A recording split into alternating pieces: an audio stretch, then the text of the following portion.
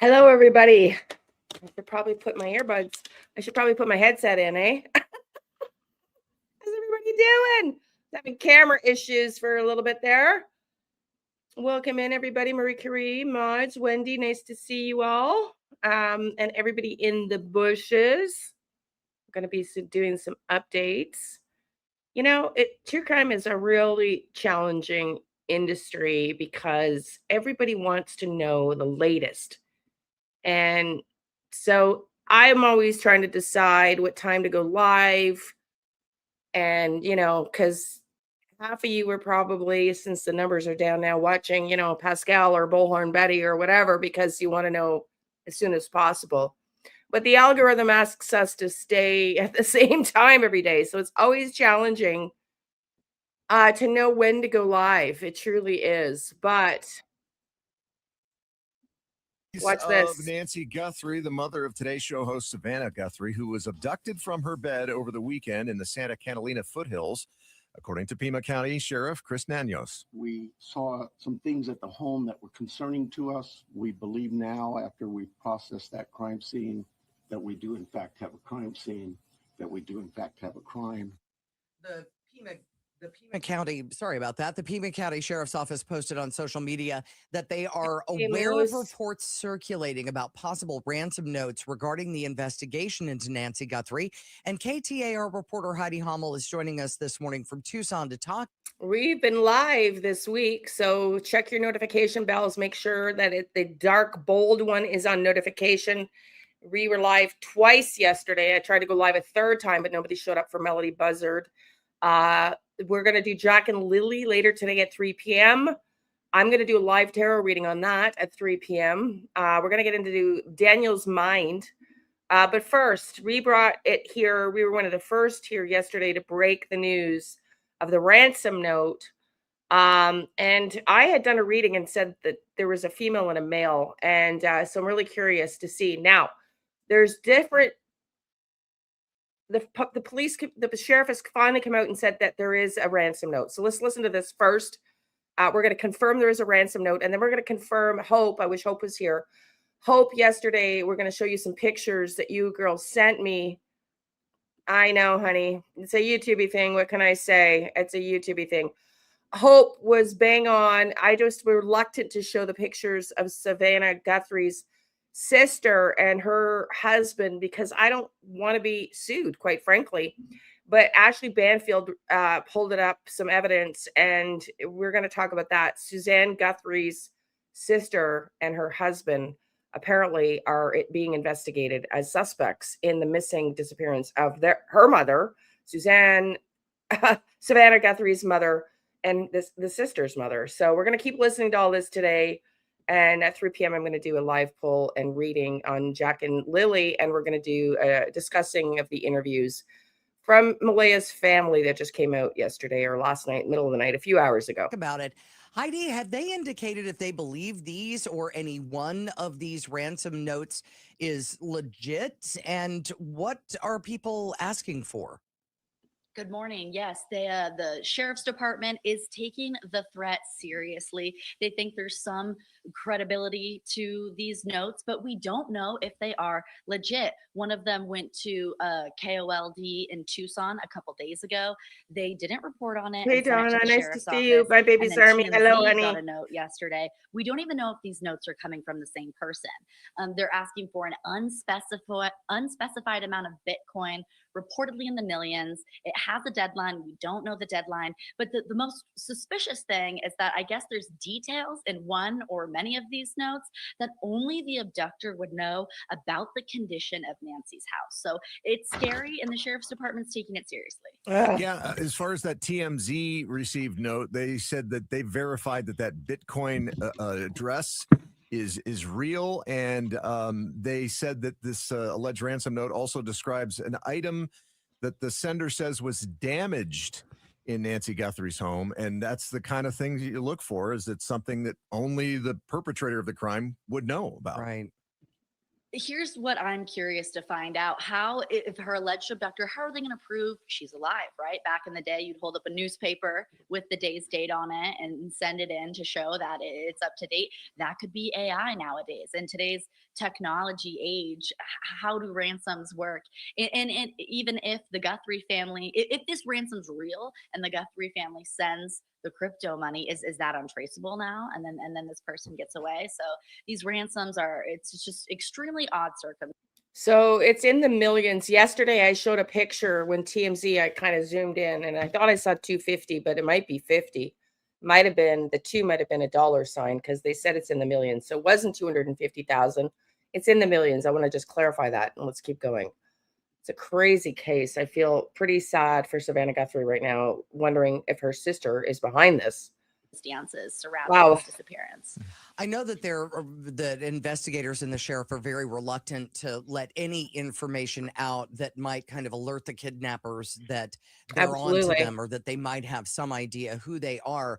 Were they able to give you any other information or any other developments in the story that would indicate that they're moving forward in the investigation at least?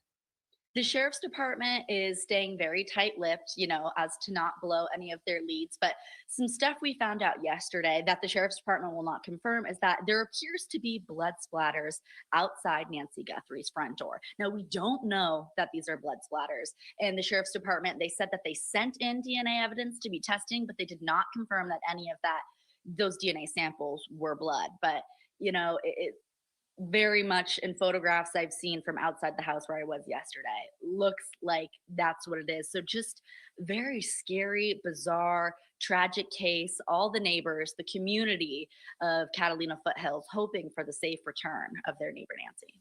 Yeah, and you'd imagine if they didn't believe that this was an abduction, that Nancy just maybe wandered off, although she's supposedly a very sound mind, that there would be search and rescue teams and that there would be neighborhoods full of people, of her neighbors, out searching for her. So another sign That's how this case started, with search and rescue on the first day. And after 24 hours, Sheriff Nanos called it off. The Guthrie family has said Nancy can't make it 50 yards walking on her own. So they don't think, if she wandered off, she wouldn't have gotten far. And as you mentioned, she's very sharp. They don't believe that she wandered off. And there's evidence at the crime scene to indicate that she was taken. Oops, lost her feed. That's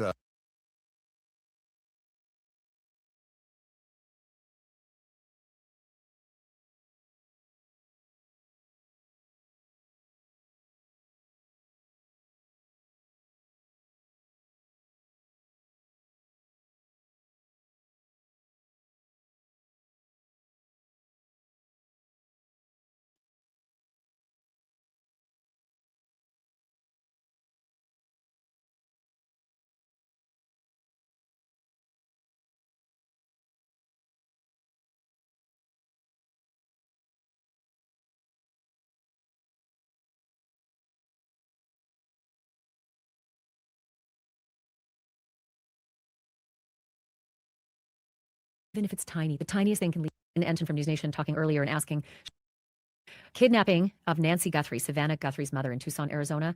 I have spoken with an impeccable law enforcement source who has informed me, with his knowledge of the investigation, of some extraordinarily serious pieces of information about this crime scene.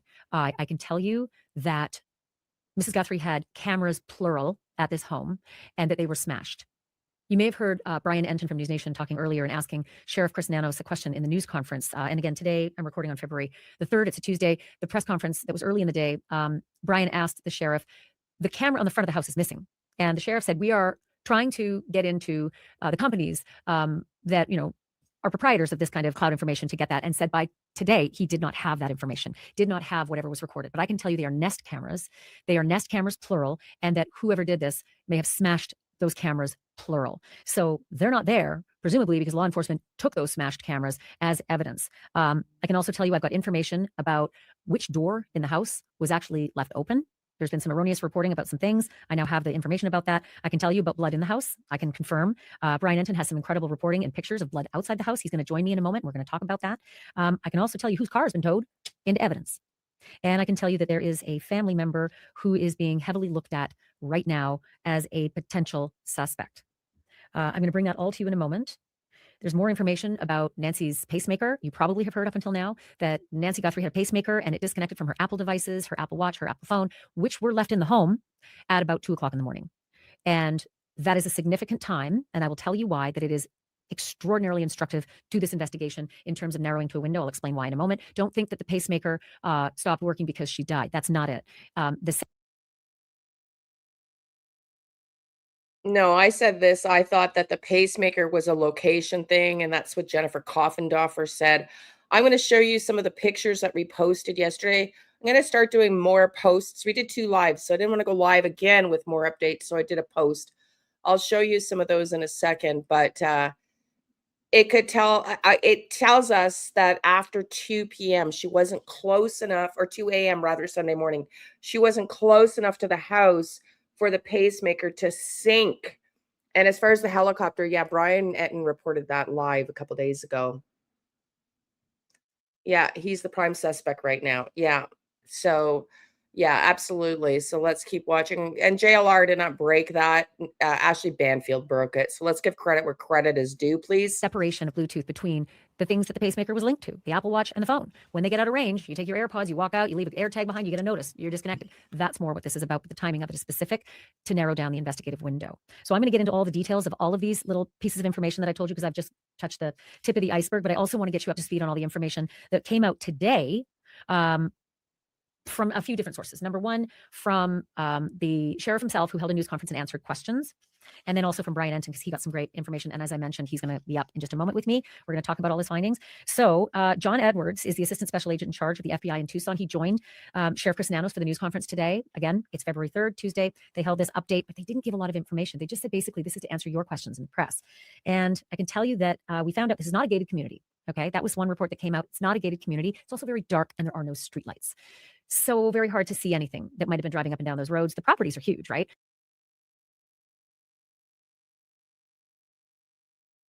They're anywhere between 1 and 4 acres each. So we actually reported here. Yeah, great for Ashley Banfield. We actually reported here that we heard it was gated. So I'm glad to hear that it wasn't gated. More rural, don't think city, lit up, neighbor to neighbor sees everything. Your ring cam can see the street. It's not like that. Not everybody's ring cam can actually see the street from where they are on these big properties. The sheriff today said Nancy Guthrie's life is in jeopardy. Could be a couple of reasons he said that. Number one, medications were left behind in the home. Medications that she would need within 24 hours could be fatal. And it's now 72 hours since the last time she was seen. So that could be why he said her life's in jeopardy. Or he could have said it because I now have definitive source information saying that there was in fact blood inside and outside the home. So blood inside the home is scary because we now know she was taken against her will. Kidnapped was what the sheriff told me last night when I did my episode before. So blood inside the home, kidnapped forcefully, taken forcefully. That could probably be part of the reason why her life is in jeopardy. And Brian Enton's going to show you the pictures of the blood outside the home that he discovered today as well. The media has helped generate a lot of leads, the sheriff said. That's really important. He said, if you got any information, 1-800-CALL-FBI. 1-800-CALL-FBI. If you know anything, even if it's tiny, the tiniest thing can lead to the biggest thing. Sheriff has said it's been helpful. They do not know what she was wearing when she was abducted, when she was kidnapped and taken from that home. They don't know if there were 1 or more kidnappers. Any indications she's still alive? Sheriff said, no idea. Can't tell you that. Is there a threat to the public? We were a little confused by the answer before. I think what he was trying to say was that we feel like this is an unusual circumstance. We don't think that this is going to be a serial kidnapping or whatever else has happened to Mrs. Guthrie, but there's someone out there that did this. So yeah, the threat is out there. He's not going to go as far as they did in Idaho early on and say there's no threat to the public, because Brian Koberger was out there for, over 6 weeks and he's a threat to the public, but it didn't feel like that. It didn't feel like there was no threat. It didn't feel like there was a big threat. So take that the way you will. Were there any valuables taken, ATM cards? Sheriff would not say. Sheriff wouldn't say was there forced entry. I can tell you definitively there was absolutely forced entry.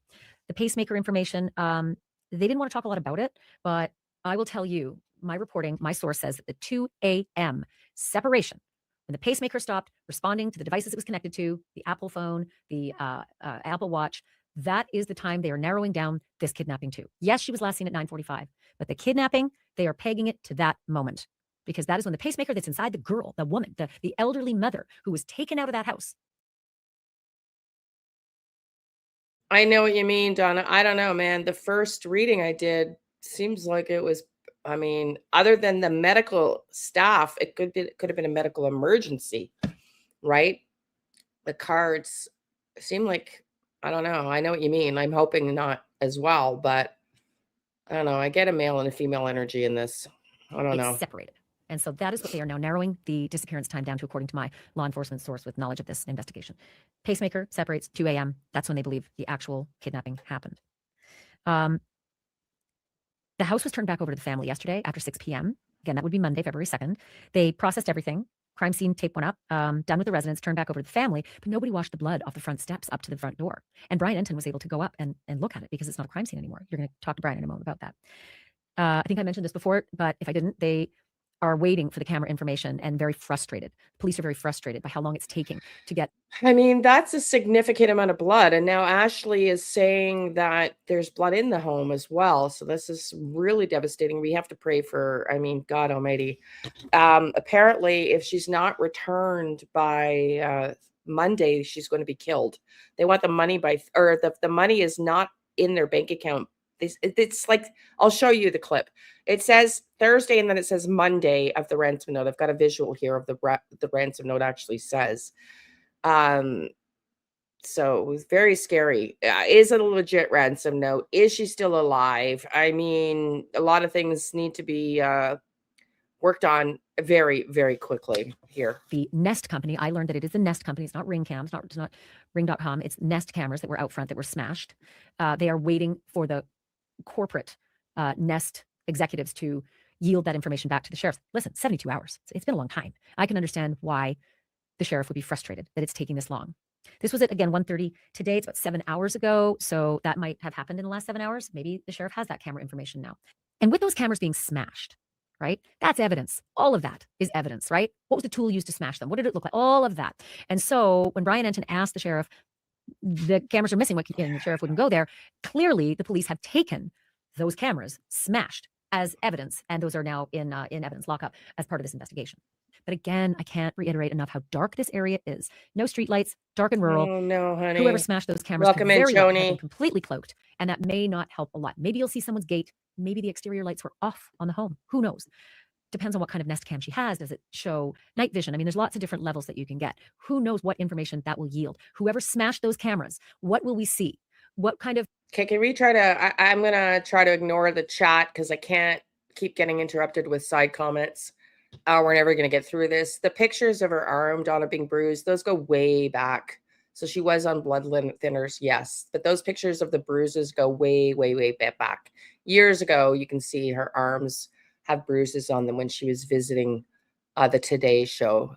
So yeah, apparently she's on blood pressure medication and heart medication. Let's listen to the focus here, please. You know, right-handed, left-handed, walking up. What was the gait? Does it look like a man? Does it look like a woman? Hopefully that could have been ascertained before the cameras actually ended up being smashed. It's very, very disturbing because that is so completely planned, right? This isn't some random, drug addict who's just looking to rob a house. This is something far more premeditated. If the cameras, plural, are smashed, whoever did this knew there was more than one.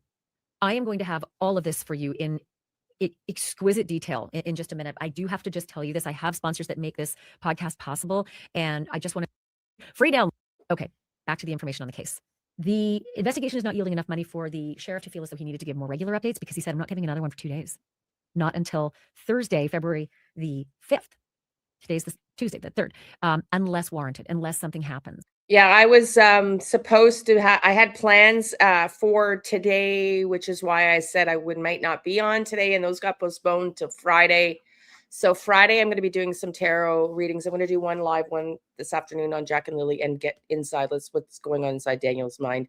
And I'll do more updates, tarot readings for Friday. And then tomorrow we'll do another live. Okay. That's the plan for now because my plans have been moved. They were moved from today to Friday. So to Friday, I won't be doing a live. Okay. That's the last update. Let's keep watching. Something happened today when Brian Enton was standing right outside in front of Nancy Guthrie's house that was unique and interesting and may have been information tipped. I'll tell you that in a moment, and I'll show you the pictures from the sky. There was a chopper up ahead.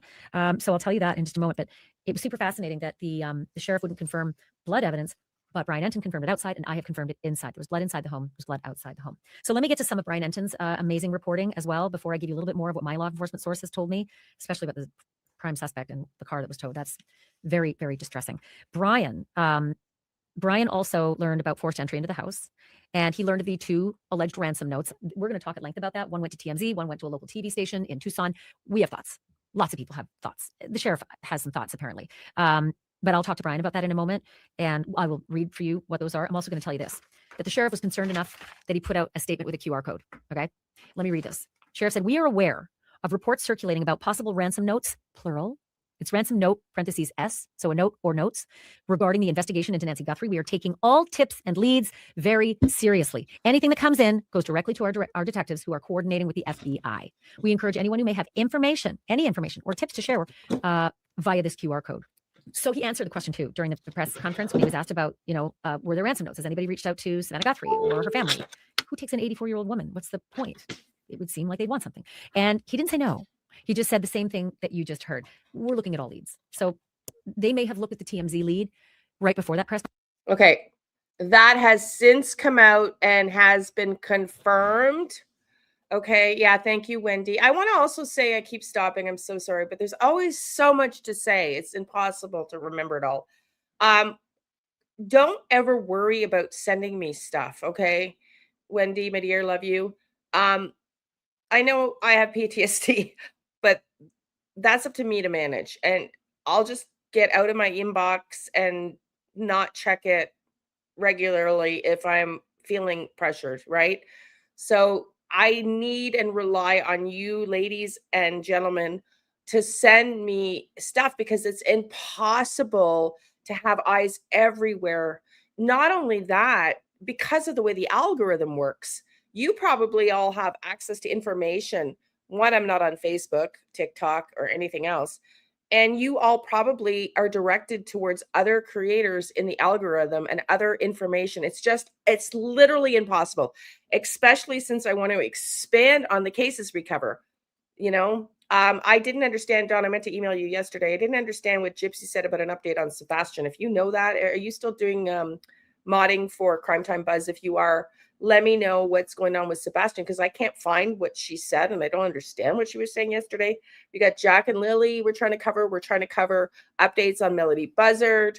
We've got so many things out there. There's so much craziness going on in the true crime world. In fact, the way it started in 2026 between the Tepe, which is another thing I wanted to update on, and this case, it's like true crime is going to be, I just get the feeling this is going to be, 2026 is going to be like this. It's going to be nonstop stuff coming out, man.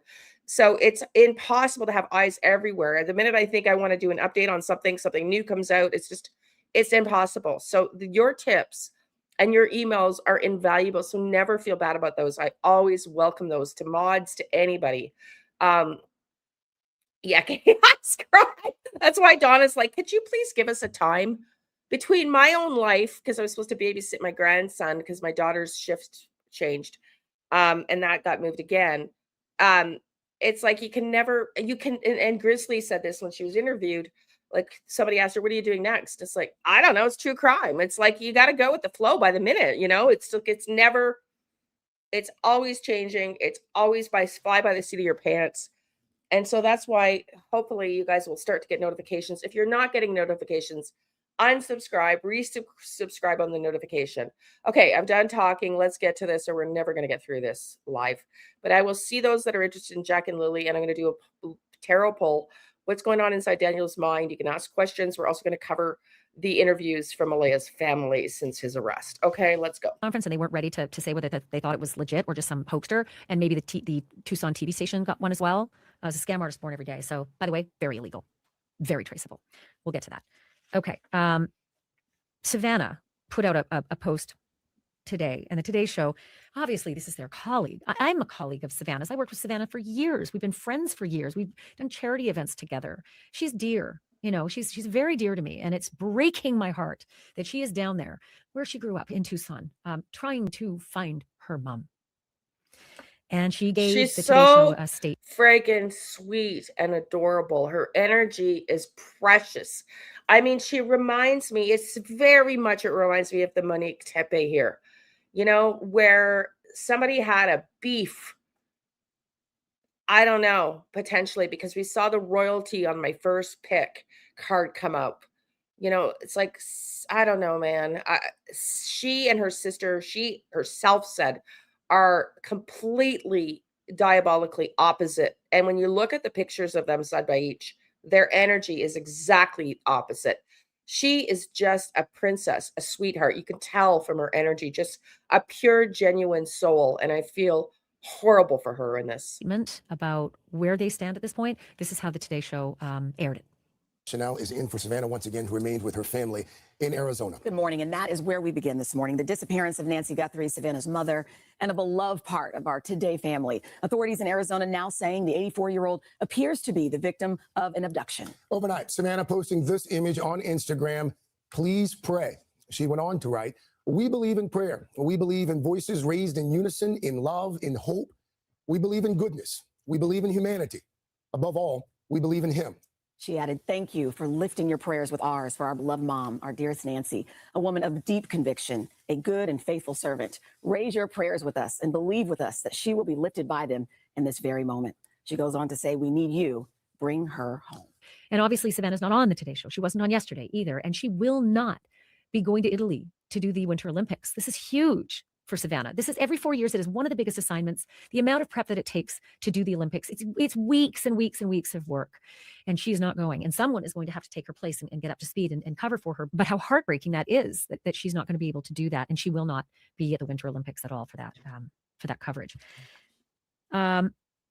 Helicopters showed up above Brian Enton while he was doing a live report today above Nancy Guthrie's house. And it was the sheriff's helicopter. And there was a guy hanging out of it.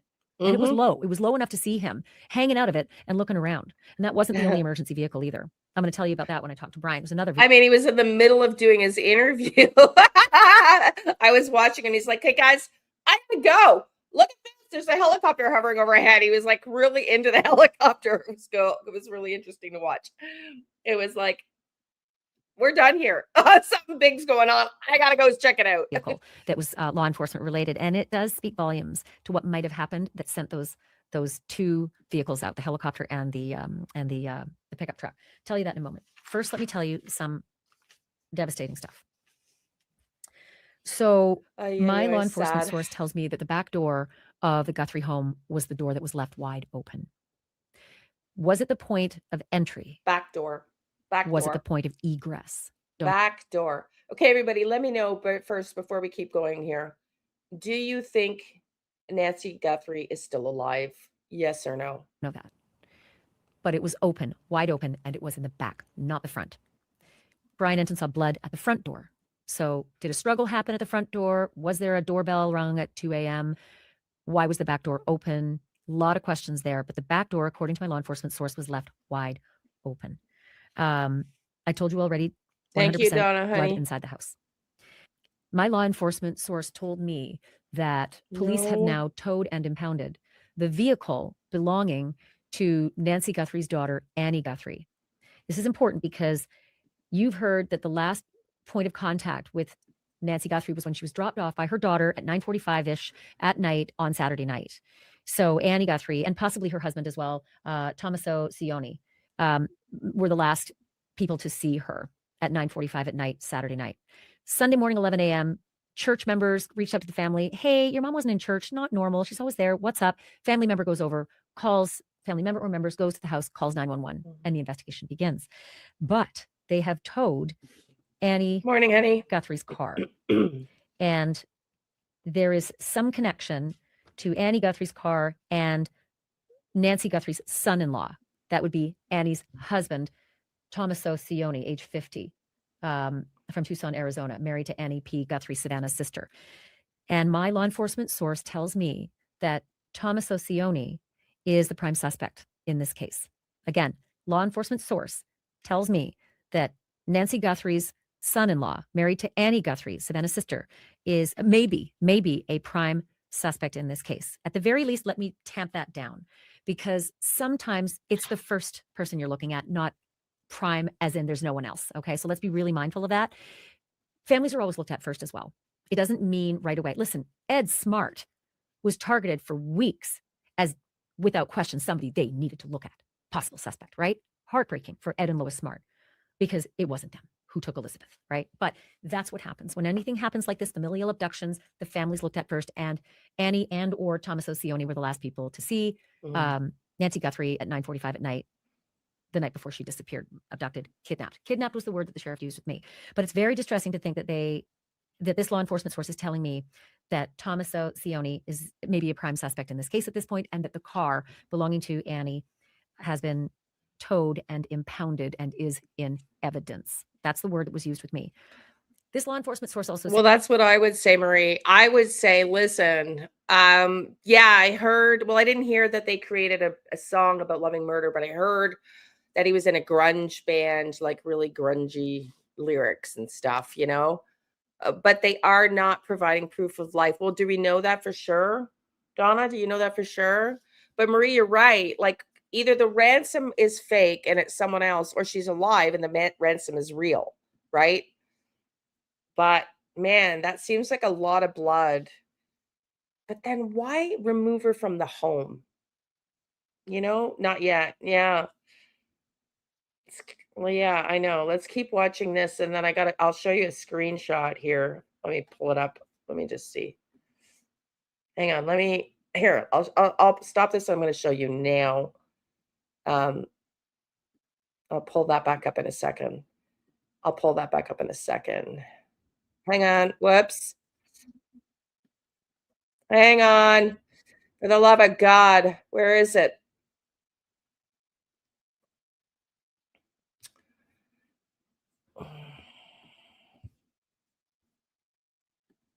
Here, let me show you this. Where we get a little insight into, whoops. Why does it do that? For the love of God.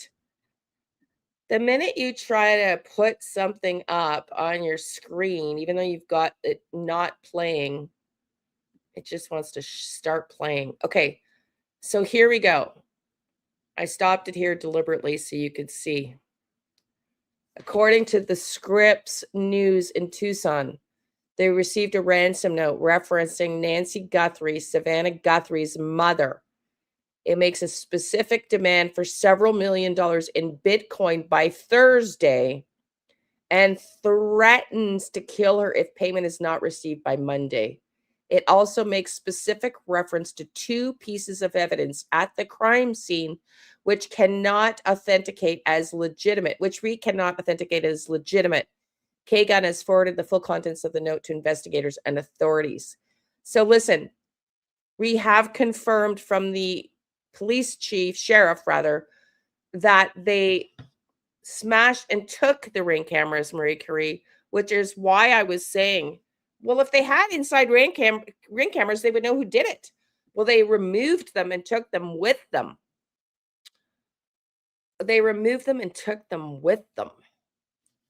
So originally, we weren't sure if the ransom note was being confirmed as legitimate by, so I'm going a little out of order, but I do want to show you that they legitimate.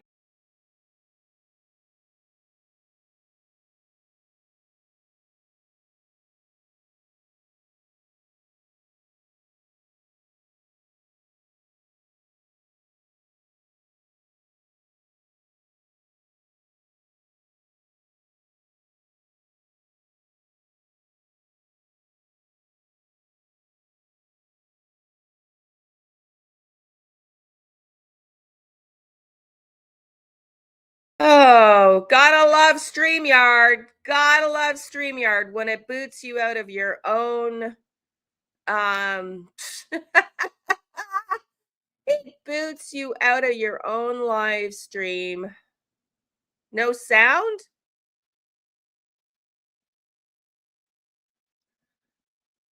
Hang on.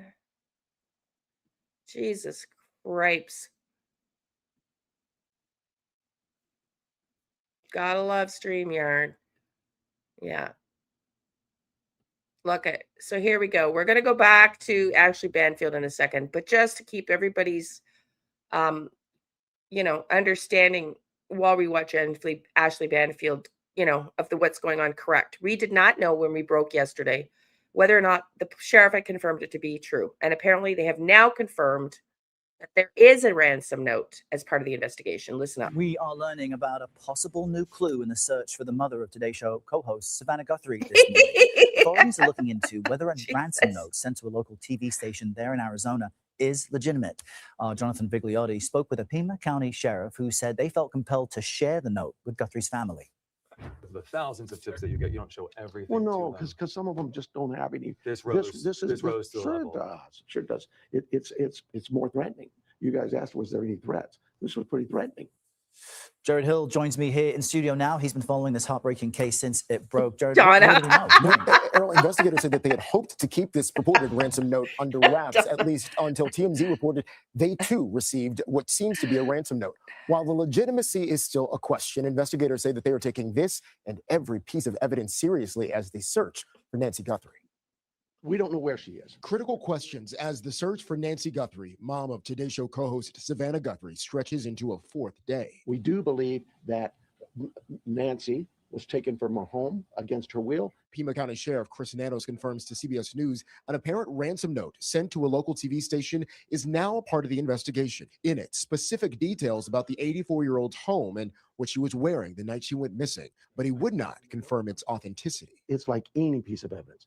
You give it to us. You give us a lead. We're going to look at every aspect of that lead and work it as a lead. TMZ says it also received a note demanding millions of dollars in Bitcoin. Yeah, for sure, forwarded Joni. to the sheriff. This, as CBS News cameras captured what appears to be a small amount of blood outside of Nancy Guthrie's house. Nanos says a little bit of blood was found inside the home. I mean, do you call that a small amount of blood?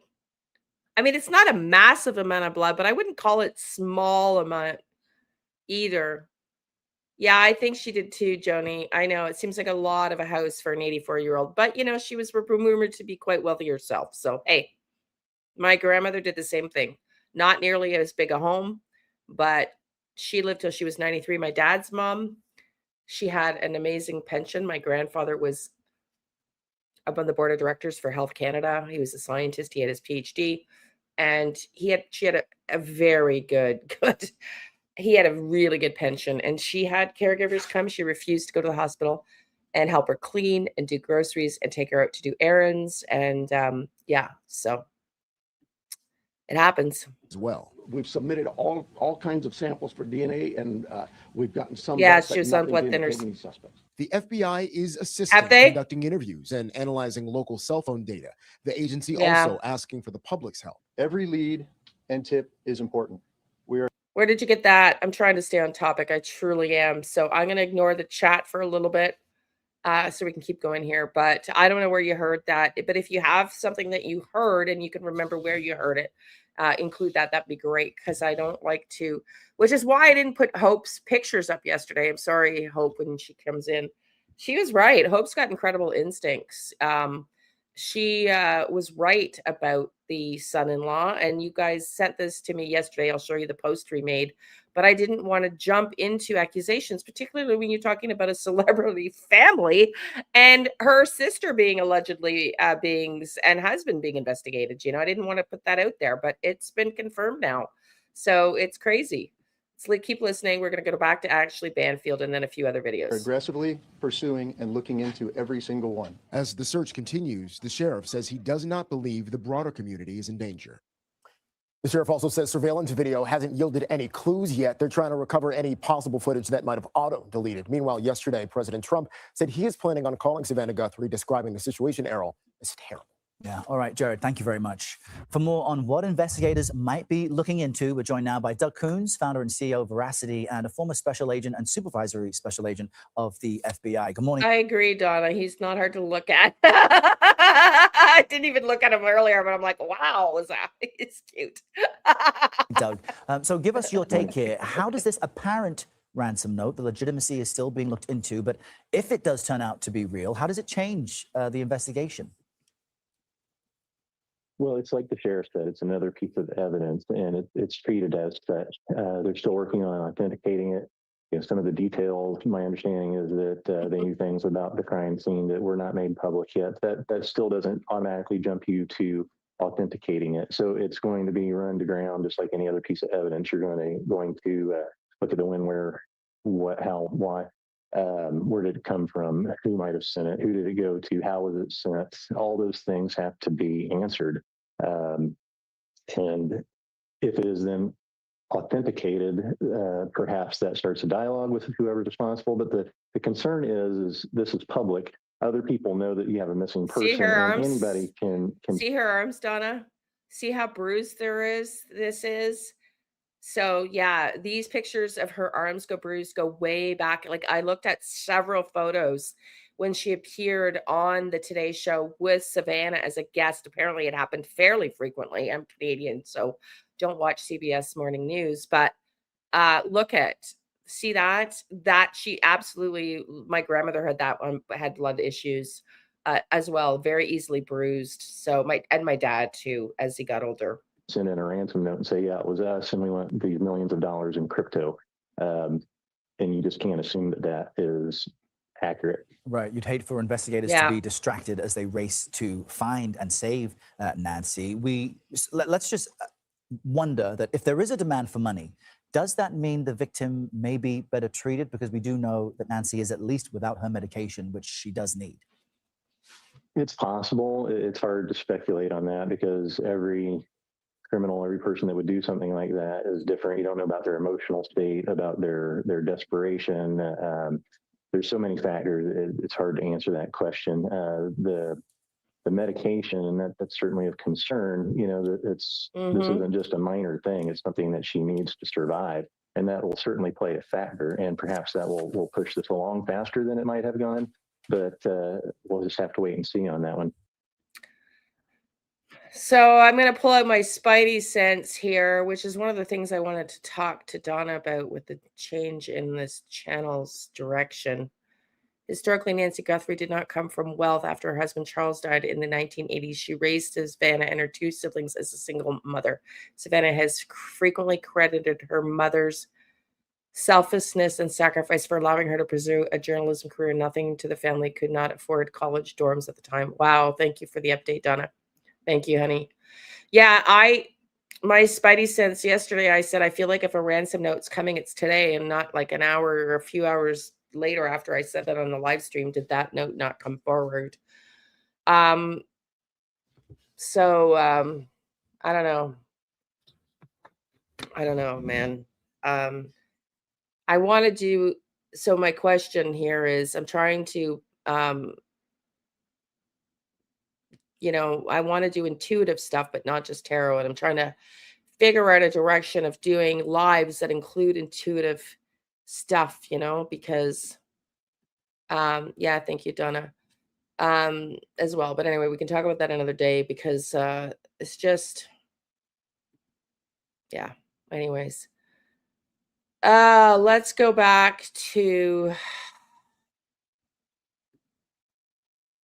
Ashley's video here. We've got a couple others, but we have confirmed, and I have confirmed, and other ways, other sources, that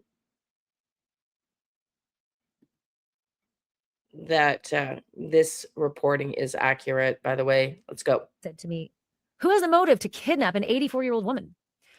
The way it was described to me is that's a burden, right? It's a burden to kidnap an 84-year-old woman with mobility issues needing medication. That is a burden. And then this law enforcement source Well, said, yesterday I said, Faye, I said, I feel like this person wants attention.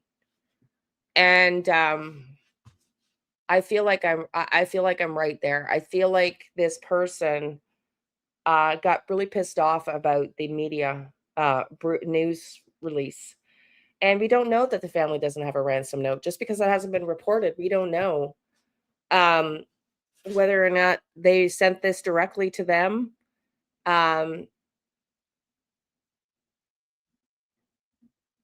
Yeah, he said it had to be a two-person effort.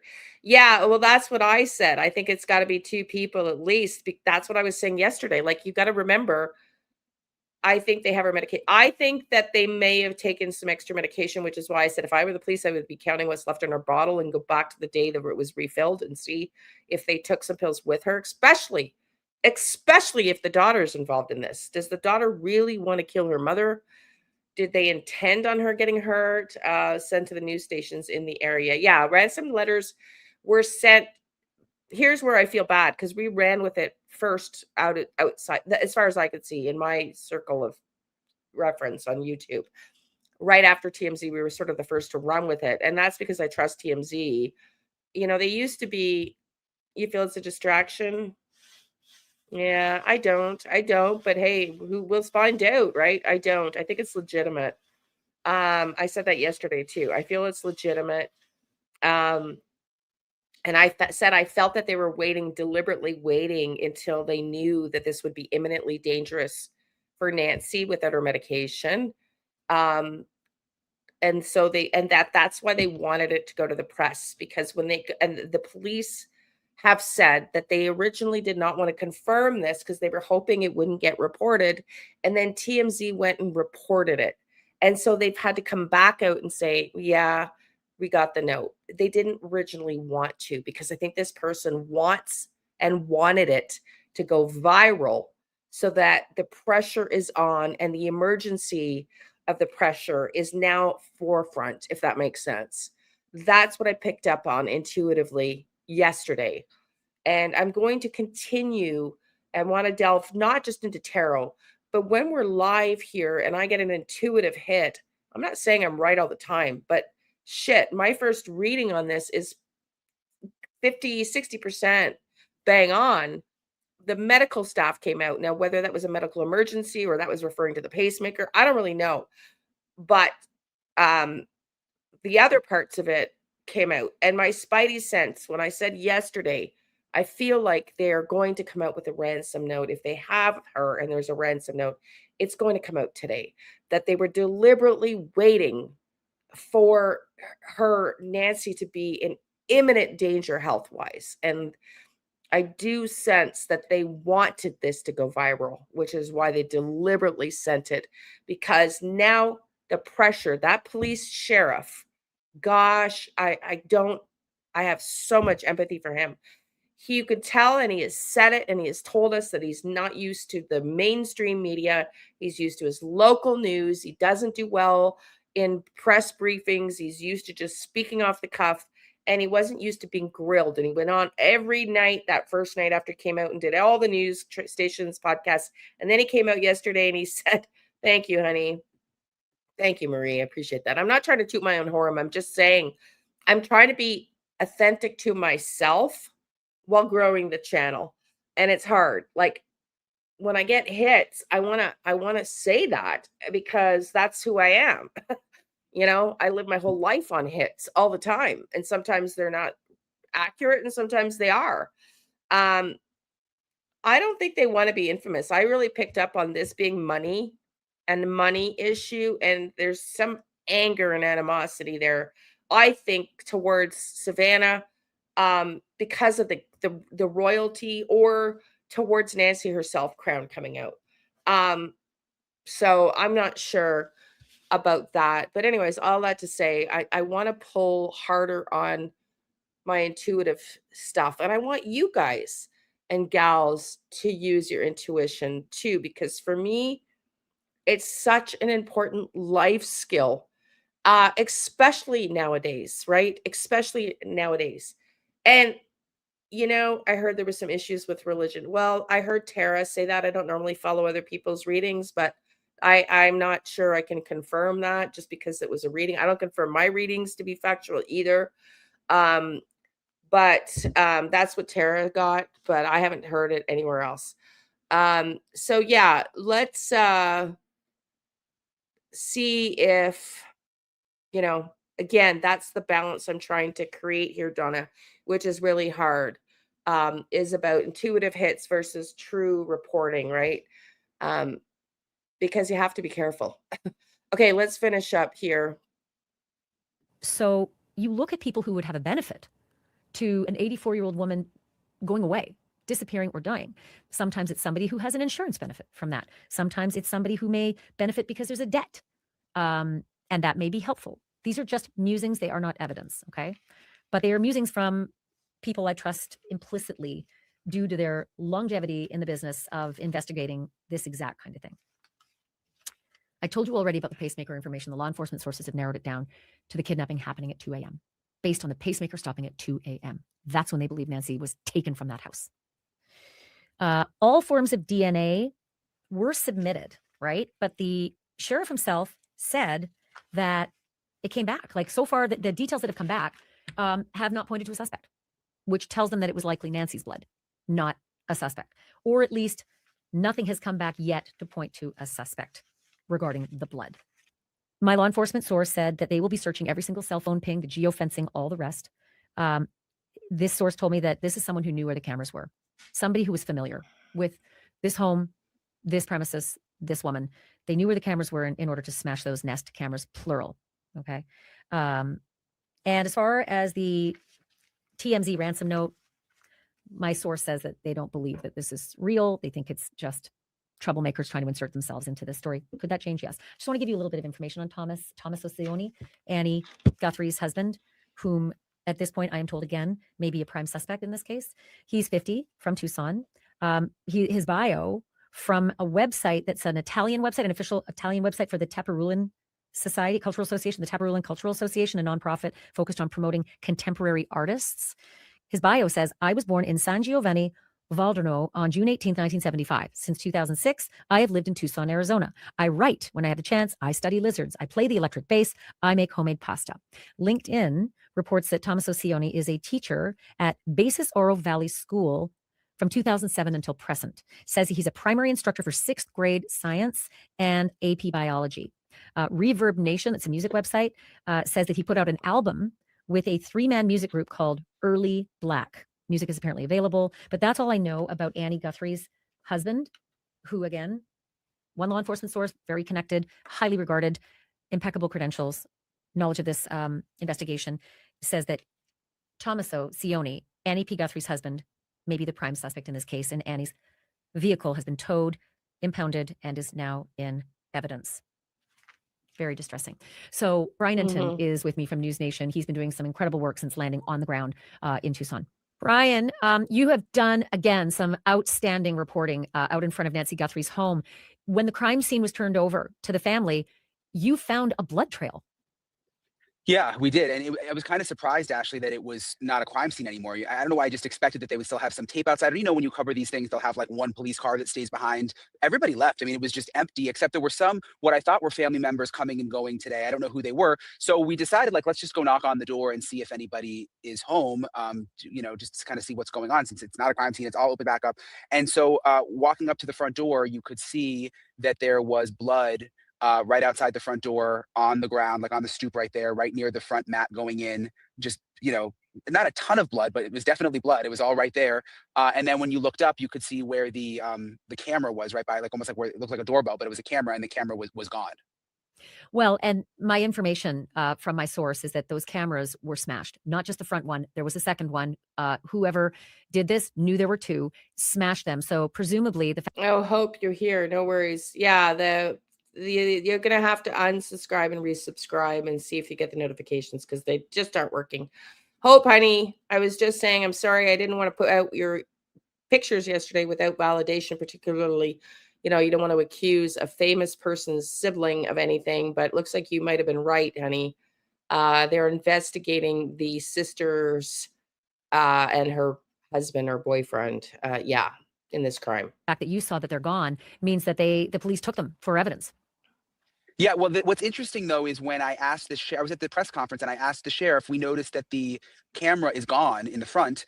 Do you think the perpetrator took the camera? He said, we noticed that too, and all of that is under investigation. So it was kind of strange. Like, he didn't give me an answer. Like, was it the perpetrator who took the camera? Was it the police who took the camera? But he acknowledged that they also noticed that the camera was gone. I think he's having to answer in real time to, you know, investigative information and evidence that he doesn't want out there, probably.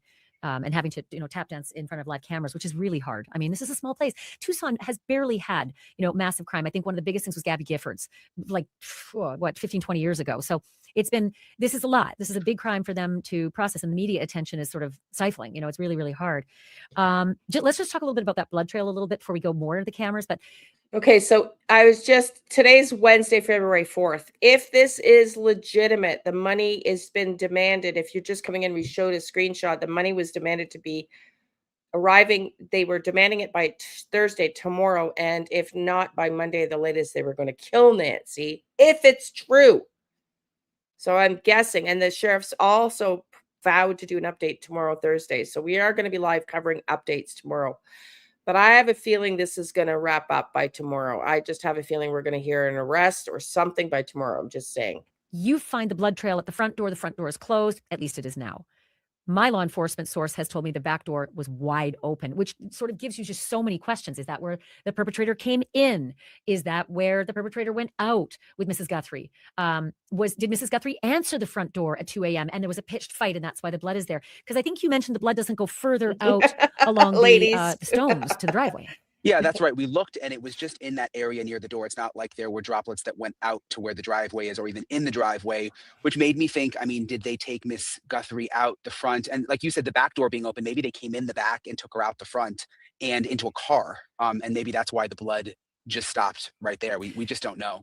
I will tell you this, in my half-hour-long conversation with the sheriff last night, I said, I love so you, ladies. Think that perhaps when you say Mrs. Guthrie was taken out of that home, she did not walk out of that home. Are you telling me she was carried over the threshold of the front door? And he said, I did not say the front door. So that was a clue to me. Wait, okay. Not the front door. Carried and her then at I the learned fucking today back. that the back door is open. So I am very curious. Oh There were some God. erroneous reports about Mrs. Guthrie was dragged from her bed. The sheriff actually put out a statement saying that is not what I said. So we, at this point, the sheriff was walking back anybody who reported she was dragged from her bed. We don't know if the bedroom was, the epicenter of this crime yet. We don't know if there's ding dong, ding dong, ding dong, and Mrs. Guthrie comes down at 2 a.m. What's going on? And something happens at the front. But why then would the back door be wide open? It's very, very confounding. Why would the blood be in the front, but the back door is open? Or did they, like you said, come in the back door, go up to the bedroom, but then take her out the front? Yeah, and I'm just looking behind me because there's more cars in the driveway now. Step out of the way. You see that white Volvo, and then there's a truck. I think they've maybe brought security people in to just kind of keep an eye on the house. But one thing that you don't know until you're here, I didn't realize, is this isn't like a normal neighborhood. Actually, it's right in the foothills. Every house I would say is on at least an acre, maybe 2, 3, or 4 acres. They're almost like little ranches. And it's pitch. I mean, we've got our lights on for because we're doing our camera work, but it's pitch black out here. There is not one light out here. And it's a ways to the next house. So I'm just thinking if they came in through the back door. To take her out the back door, though, it's not like there'd be a little alley back there. I mean, there's like cactus. This is not, it's like kind of wild land out here. You know what I mean? Yeah. But whoever smashed the cameras maybe thought it would be an easier way to get in the back door to smash a camera without being seen, go in the back and then maybe smash the front camera from the inside of the house coming out. Who knows? I mean, but whoever it was, my law enforcement source said they knew there were those cameras and where they were in order to smash them. We're getting to that in a bit, but helicopters overhead while you were doing your live shot earlier today. Talk to me about that. Yeah, that kind of came out of nowhere. All of a sudden, there was a sheriff helicopter that got very, very low over the house with 2 men looking out and down. And my first thought was like, sometimes they'll just kind of come by to come look real quick and then they'll leave. But they stayed for over an hour over the house and then across the street. And then in like kind of, again, it's almost like fields out here, but with a lot of cactuses in the vicinity of the house, very low looking around. And then we saw a search and rescue truck out here, which we hadn't seen all day. So I don't know if there was kind of like, hey, we left some stone unturned and we just want to go back out and look one more time, or if there was a specific tip that came in, something specific that they were looking for. But it was very clear that they were looking for something. Because again, at first I thought like, oh, the helicopter's doing a pass. The sheriff's office just wants to show that they're keeping an eye on the area. But no, they were searching for something. Yeah, and I think Jennifer Coffendorfer mentioned they might have gotten called a tip, and they were out trying to find whatever it was they thought might be within the vicinity of the house. Or maybe they thought whoever took her couldn't manage for too long.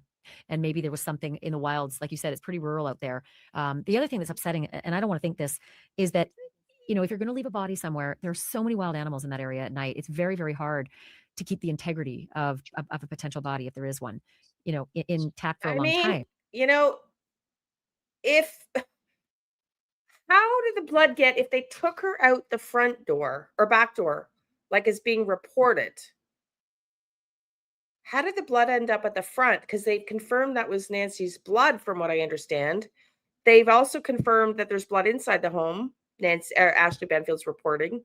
She said at the very beginning of this podcast. So if they took her at the back door, how did the blood get on the front? My head is like going like, what happened here to cause the blood to be at the front steps if they took her out the back door? What the heck effing happened? there was something in the wilds. Like you said, it's pretty rural out there. The other thing that's upsetting, and I don't want to think this, is that, you know, if you're going to leave a body somewhere, there are so many wild animals in that area at night. It's very, very hard Yeah, they to are. keep the Hope. integrity of a potential body, if there is one, you know, intact for a long time with all the wildlife. And let's hope that that's not the situation. The ransom notes, let's talk a little bit about that. One to TMZ that was detailed about what she was wearing, details inside the house, and then asking for Bitcoin. And another one to a local TV station. Let me see which one it is. I think it's KOLD TV in Tucson. KOLD, yeah. You know, my law enforcement source says he's not putting a lot of stock in that. There's a lot of crazies out there that want to insert themselves. But what are you hearing from where you are? Yeah, so you mentioned with the TMZ note, we learned that in the note there were some specifics about what Nancy was wearing and then specifics about the inside of the house, but we don't know if those are true. I mean, like that was just coming from TMZ. We don't know if it actually, you know, is going to check out with. Well, again, according to what Ashley just reported, this whole video we're watching of hers is based on intel she got from a detective apparently close to the investigation. And she just said that they said they left at the back door. So that's why I'm questioning. We don't nearly know for sure, but that's why I'm saying, why the blood on the front door if they left out the back door and the back door was left open? What she was actually wearing. Yeah, like TMZ got it. Like TMZ Right. got that. And it was It's an just email, that, by the way. In an email, right? Exactly. Yeah. But is it just some, you know, lunatic who's going to be traced and charged? You know, that, and also the sheriff said that they don't know what she was wearing. So how could Correct. You know, anyway, that's part of the idea here is that emails can be traced. Yeah, they can be traced. I don't know. I think the whole thing is a little weird. Like, why would the kidnapper reach out to TMZ? And then I noticed that TMZ, Harvey Levin was saying they were having a hard time getting in touch with the sheriff initially, which I just found to be kind of strange if the sheriff was taking it that seriously. But the sheriff's office did put out a statement later saying, acknowledging these and saying that they were investigating. Yeah, there it is. And when I was at the press conference earlier, we asked, have there been any ransom notes? And I thought it was interesting. Again, the sheriff didn't answer the question. He just said, we're looking into every. And yesterday he was much more open, actually. I mean, you had him on your podcast. He was all over the place. He was answering every question. He was kind of like hard to follow it sometimes. I'm like, he was talking about his gut feeling about things. And I'm like, is it really what he's saying actually factors? Anyway, but today he was much, much more careful. I just want to go back to and this. Obviously, like I said before, they're a little bit. If she's not found by the tomorrow, like I said, if we don't get updates, I'm going to include a reading for her on location Friday. But I just wanted to show you because I really picking up the mountain thing. Like, I don't think she's that far. I think there's not this direction, not these mountains, because I don't see any houses, but I feel like there's houses in somewhere on a mountain range in one of these directions or over the range or around the range or something, like, because we reported on that when I did my reading on her. So I don't think she's that far. Now, with the press conference earlier, we asked, have there been any ransom notes? And I thought it was interesting. Again, the sheriff didn't answer the question. He just said, we're looking into every. And yesterday he was much more open, actually. I mean, you had him on your podcast. He was all over the place. He was answering every question. He was kind of like hard to follow it sometimes. I'm like, he was talking about his gut feeling about things. And I'm like, is it really what he's saying actually factors? Anyway, but today he was much, much more careful. Yeah. And obviously, like I said before, they're a little bit new at this. I mean, they don't get this kind of stuff going on in this rural area in Pima County. But, you know, upsetting just to think that somebody, if it's true, maybe trying to insert themselves. Let's get to some of the other breaking stuff that my source told me that's just kind of blood curdling, that they did indeed find blood inside the house. You found the blood outside the house. The confirmation from my law enforcement sources that there was blood inside the house as well. And that they have towed Annie Guthrie's car. Annie Guthrie being Savannah Guthrie's sister and the last person to have dropped Mrs. Guthrie off at 9:45 the night before, but that they have towed and impounded her car into evidence. That is sort of the ground shook when I learned that. That's interesting because we had heard that the FBI was at the sister's house, the Savannah sister's house, earlier tonight. I hadn't heard the towing of the car, and I just kind of assumed like they were over there talking to them, trying to get more information about, you know, what was going on in Nancy's life in the days up to this. But yeah, the towing of the car, I'm trying to sort of wrap my mind around the reasons that they may have done that. I mean, I guess I can understand. I'm trying to think of all the reasons why it's not a big deal, and it's the last person to have seen Nancy Guthrie. My law enforcement source says, who takes an 84-year-old woman with limited mobility? It's a burden for the kidnapper to do so, unless someone has a vested interest in gaining something from it, like insurance benefits or a family debt that needs paid off, anything like that. This was just the musings, not the evidence of this investigator. But the other sort of earth-shattering information that this source told me is that Nancy Guthrie's son-in-law, Annie's husband, Thomas Ocioni, is now may be considered prime suspect in this case. Wow. Yeah. So I haven't heard the most, like I said, the most I heard was that the FBI was at their house earlier today. Wow. I haven't heard that at all. I don't know much about them. I mean, I think they were the last ones with her, right? On Friday night.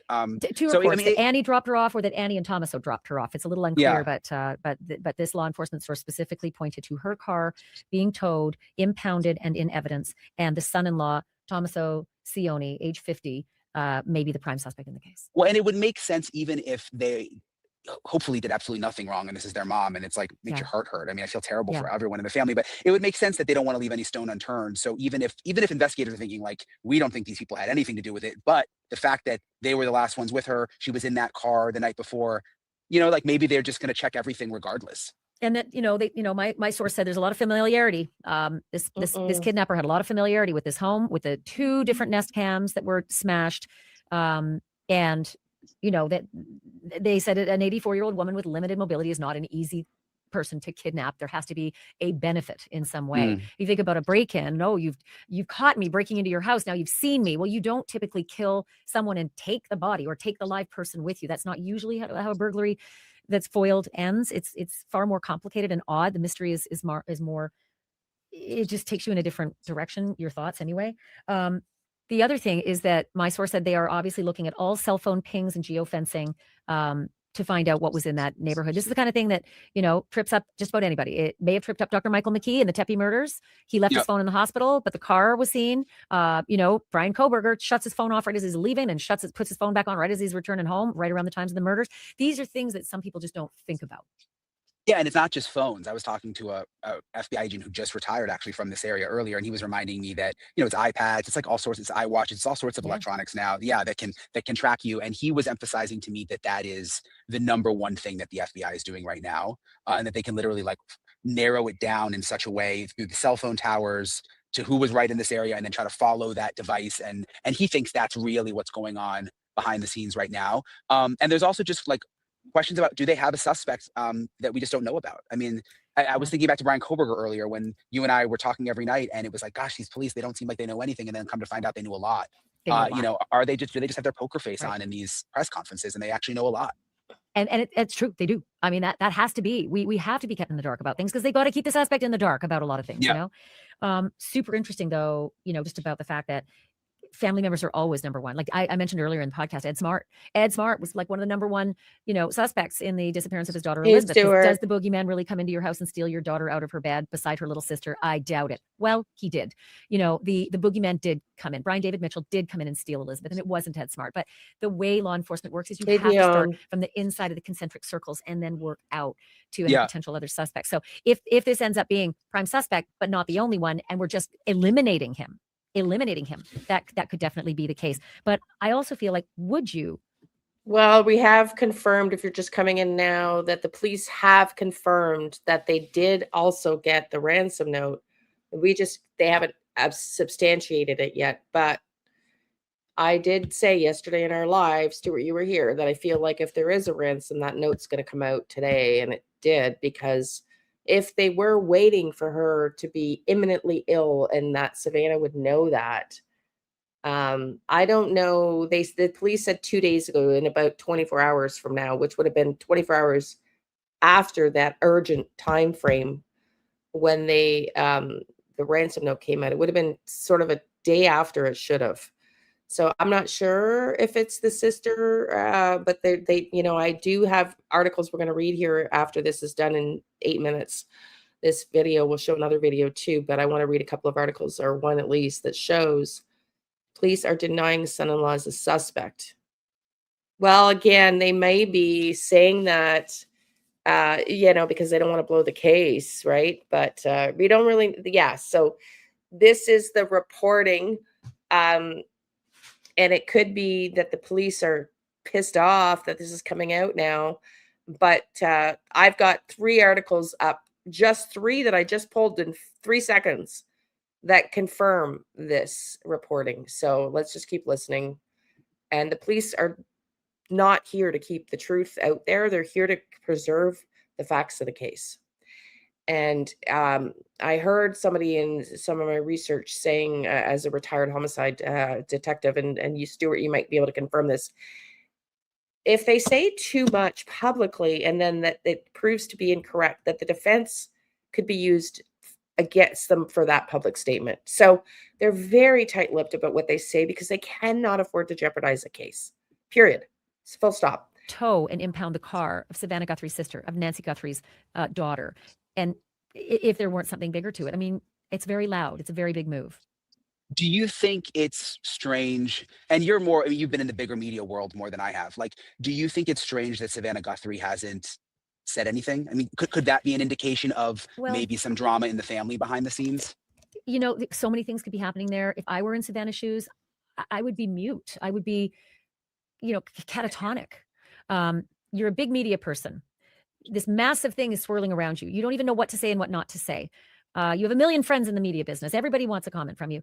And the police may have just said, we'd like you not to say anything. And I know Savannah. Savannah is a lawyer. She is a long-studied crime reporter. I met her at Court TV. We worked together at Court TV.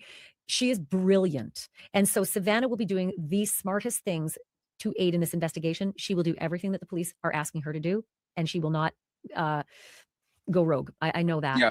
And I don't know, the other aspect of that is that if the FBI was over at Annie's house, they've towed her car, they're looking at her husband. If I were Savannah, yeah, that would be enough for me to just say, I need to just stay out of the limelight. I need to stay out of everything. Yeah, it makes sense. I was just wondering about that because if there is a family dynamic here, might be a reason for her to, like you said, just sort of stay quiet. Although I hate to even think that. I mean, I hope that's not the case. I know you have your source, but it's like, you know, gosh, that's just terrible. I was interviewing Ed Smart and Lois and having to ask them about that. It was awful and so awkward and so uncomfortable. But I do understand it's how law enforcement has to work. They can't ignore that, or they wouldn't be doing their jobs. What about the neighbors? Have you heard from anybody out there? Yeah, we've talked to several neighbors. You know, people loved Nancy. We're hearing a lot of that. I mean, she lived here since the early 90s. I think 1992 is when she moved in, which a lot of people were saying, oh, Savannah probably bought her the house. It's a really nice house. I mean, apparently not, because she's lived here for a long time. So a lot of people know her. And people are on edge about the whole thing. You know, the police have been to all of the neighbors' houses. There was one neighbor who told me police had been there twice looking for videos. So it seems like, you know, we've done other stories where you show up and you're like kind of surprised, gosh, how are we the first ones here? That doesn't seem like the case here. People have been going to all the different neighbors' houses. There was one neighbor who told me that they were even trying to talk to the landscapers, because there's a lot, I mean, they're really nice houses out here, and there's a lot of like landscape crews and stuff. So they were talking to them because they kind of know the area. So yeah, people have been cooperating with the police for sure. Well, I remember a case, Nancy Woodrum in Paso Robles, California, well over a decade ago. Elderly woman disappeared from her home. It was this sort of freaked me out a little because it seemed so similar, but it ended up being a painter that worked at the house. So they will be canvassing. And I think the sheriff did say that to me. They're canvassing every single person, from caretakers to landscapers to pool, service contractors, etc. Anybody who had any kind of connection at that house, that would be absolutely number one. They would do that right away and get alibis and check for DNA. The other interesting thing is, Brian, that the sheriff today said that they have tested some of the DNA that was discovered at the house, but that nothing that's come back so far has indicated a suspect. Right. They confirmed that the DNA connected back to Nancy, which I guess is no real surprise. She lived in the house, but they wouldn't say what. Was that blood that was tested? Was that the blood outside that was tested? I do too. I do too, but they didn't confirm it. I mean, you're seeing blood outside that's it's still red. I could see your video still red. You're testing that. You're testing that right away, because what if there was a pitched fight and a knife was being used and, you know, the assailant was cut? There'd be mixed blood. So that would be the first thing but it was devastating to hear that so far nothing's come back, you know, indicating a suspect. This is going to be a hard one. This will be a really, really hard one. Like you said, it's so dark out there and so rural, and it's not like a lot of ring cameras and license plate readers are going to lead to whatever vehicle, and I do say vehicle. Nancy Guthrie couldn't move more than 50 yards on her own. She needed to be conveyed in some kind of a vehicle. I wonder if they already have a vehicle description, because, you know, with the FBI being involved so early, and there are traffic cameras out like on the main road out here, and they're just not giving it to us at this point for a specific reason. I wouldn't doubt it. I mean, they're going to look at every single vehicle that was in that area and find out who they were, where they were, who they were with. You know, that's not tricky. That's what led us to Dr. Michael McKee in the Tepe murders. You know, what am I missing? I think you covered it pretty well. I mean, we hit the ransom. You know, the blood is really alarming. The cameras, which you had new information on. You know, I don't know if you caught the press conference, Ashley. It was I did. It was a little strange. I mean, there was not a lot of new information. The FBI was there for the first time. They had the special agent in charge of Tucson who was there along with the sheriff. The FBI was not there yesterday. I thought it was, I don't know. I thought it was interesting. The sheriff started by saying, well, I said. No, I'm not leaning that way. We did cover that, and I'm going to show you that in a minute, you Gutterbug rather. But no, I think that this is more personal than that, but I could be wrong. I don't know. The police have not substantiated that either. Now, if that is correct, and there was another burglary in that neighborhood, which I'll show you in 3 minutes here, those pictures, then the police chief sheriff might be in serious trouble. If that was the case, and not serious trouble, but why that hasn't been mentioned, and was there a danger to the neighborhood? In other words, was there somebody out there trying to break in? But we don't know if that's true or not. So I'll show you that in a second. You guys can vote. But I'm not sure if the virility of that information. Some things maybe I shouldn't have said yesterday, and I had to do all these interviews. It was just kind of strange. I thought, like you said, I guess they don't deal with that a lot here. And then I thought it was interesting that he said, next press conference will be Thursday. That's right. Yeah. No updates unless needed. Correct. And I was just like, okay, kind of like nothing to see here, everybody. It's just a little odd, I thought. You know what? I thought it was strange when he said no updates until Thursday, until something happens. And then when I got my information from my law enforcement source, I thought, oh, yeah, maybe it's because you do have your prime suspect. And that's why you're saying we don't need to do any updates right now. Mm-hmm. I don't know. Again, it's a great, impeccable source that Well, that's what we saw with Tepe, right? That's exactly what happened with Tepe. We were all like, holy shit, what is going on? At first thing cardiologist asked heart disease person, how far could they walk? Yeah. And the family has said she couldn't go more than 50 feet on her own. And that's what I said yesterday. Whoever took her carried her, because 150 pounds, if she was dead, deceased, or out of it, or struggling to get away, like you don't just go willingly, you're probably trying to fight back, would be hard to carry somebody out the door, one person. And so that's why I was leaning in on two people. But I also feel like, and I said yesterday, my spidey sense says, if it's that somebody didn't want her to die, that they probably packed a few medication pills just to preserve her. And if it is the sister and the husband, I wouldn't be surprised if that comes out later, because they waited awfully long to call in the ransom, if the ransom is legitimate and connected to the case. But let's finish this, and then I'm going to show you those screenshots I posted yesterday on our page here.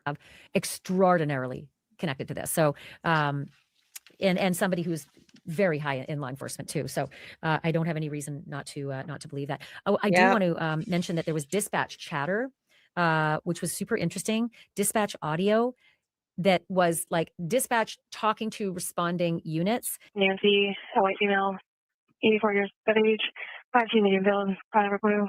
Nancy has high blood pressure, pacemaker, and cardiac issues. Saying that there was high blood pressure medication, a pacemaker, and cardiac issues. So they seemed to know right away, even as before they got there, that there was some medical issue with this missing person. Maybe that came from the family. Yeah. Really. Well, and you've heard right about the thank you, the pacemaker honey. connecting to the iWatch, and she was charging her iWatch in the room, and they were able to review the data in the iWatch, and the last time the pacemaker connected to the iWatch was at 2 a.m. So that's sort of how they've been able to. I just want to look again and see what. Yeah, it's interesting. This must be security out here. And taking pictures just to say what things look like out there. My source said to me that the separation from the pacemaker at 2 a.m. is the time of abduction. That's what police believe. They refused to narrow the window for us in the press conference today, but my law enforcement source said, yes, it's 2 a.m. That's when they believe she was abducted / kidnapped. The sheriff said kidnapped to me. I don't think there's a big difference. And that they believe that it absolutely happened at 2 o'clock in the morning.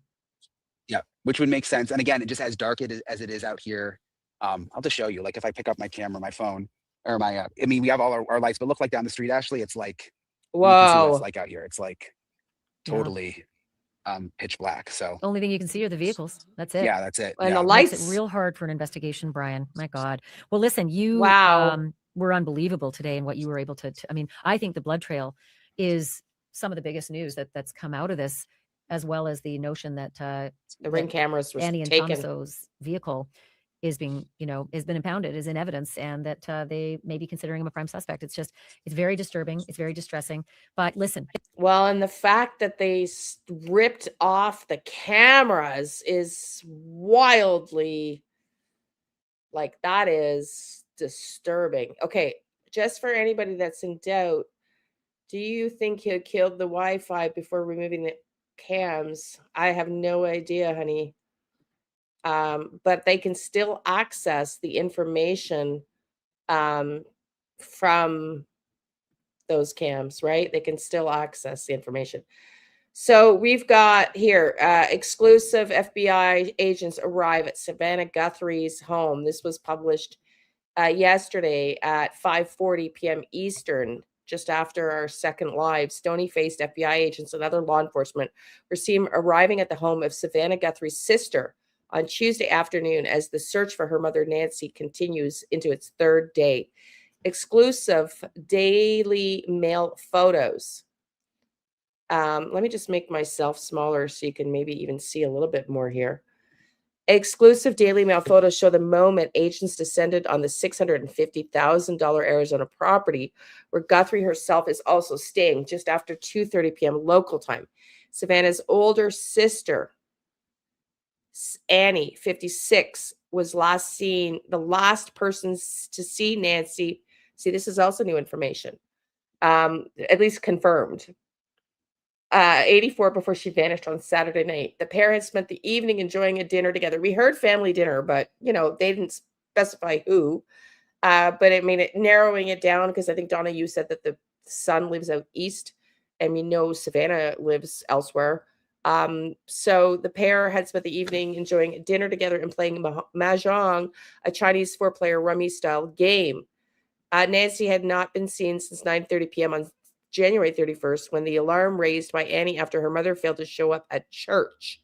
Earlier today, cops twice refused to rule out kidnap for ransom and said that they were following up multiple leads, including an alleged ransom note emailed to TMZ. And again, we've just confirmed that they have validated this ransom note, the note to be legitimate. Whether the ransom and the people behind the note are legitimate is an entirely different question. But there is a ransom note at play. Whether it's a true ransom and she's alive and the people have her that sent the note has not been validated, and they're not coming forward to say so.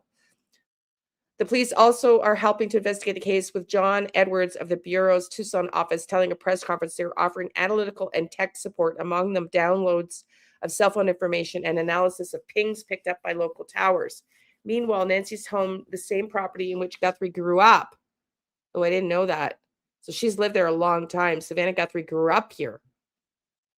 Was surrounded by media on Tuesday afternoon. Exclusive Daily Mail photos show the moments the agents descended on the $650,000 property, where Guthrie herself is also staying, just after 2:30 p.m.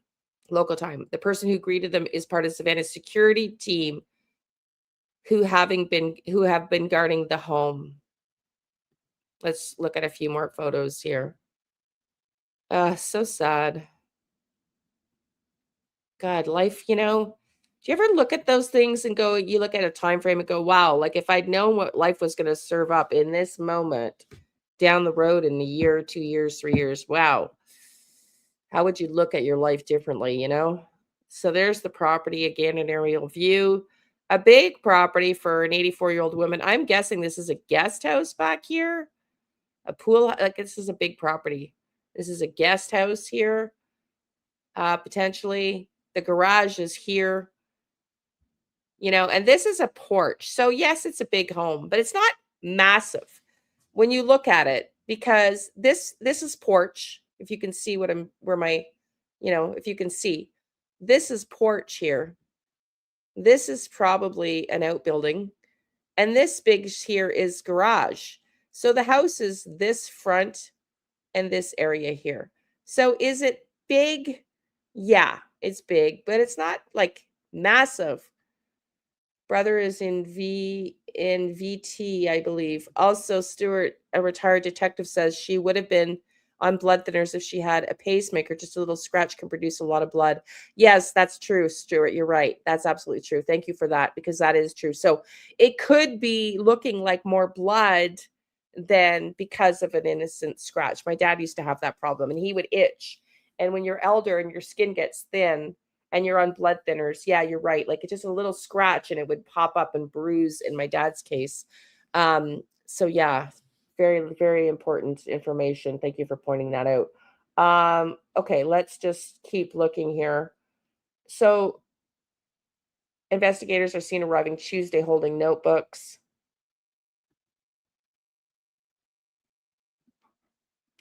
You know, I'm just going to tell you, there's a lot of detectives that they could bring into the FBI case.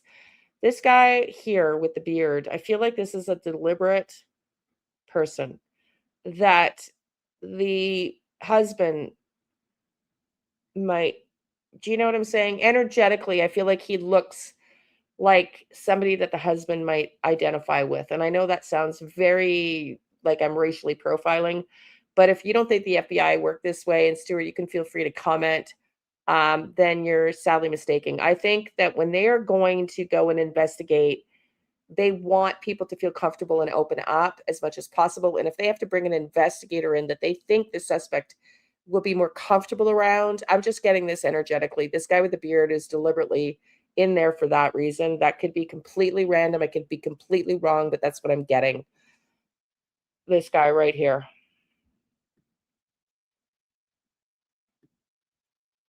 Yeah. Okay, let's keep reading the article. I think it might be the end of the article. Let's just go. Nope. FBI agents in a suit and tie and in more relaxed attire. See? One in a suit and tie. You got the good guy, bad guy, cop scenario. Okay, one in a suit and tie and one more relaxed. I mean, we've seen this before. Walked up to the home and greeted by members of Savannah's security team who had been guarding the property. The officers were seen holding files and notebooks as they arrived to the property. Police say they had turned the sprawling property back over to the family on Monday, despite what appeared to be a small quantity of blood still visible on the front doorstep. Pima County Sheriff Chris Nano said on Tuesday that they believe that the octogenarian has been abducted. Octogenarian has been abducted and said investigators are in a race against time because she was taken without essential medication. TMZ, or Tucson TV rather, stationed Cold said on Tuesday afternoon that they had also received a ransom note. It's unclear if the notes from TMZ and Cold are the same. We played those. We played the demands. We showed a screenshot of the demands. So if you missed that, go back and rewind. TMZ reported that the note, which said it could not verify as being sent by the abductors, demanded millions in Bitcoin for the release of the 84-year-old. The outlet said that the note demanded Bitcoin to be sent to a specific cryptocurrency address, which has been verified as real Bitcoin address. The note concluded with a deadline for the ransom to be paid, or else. TMZ said it included details unknown to the public, including damage caused to Nancy's home and what she was wearing at the time of her abduction. Now, that's a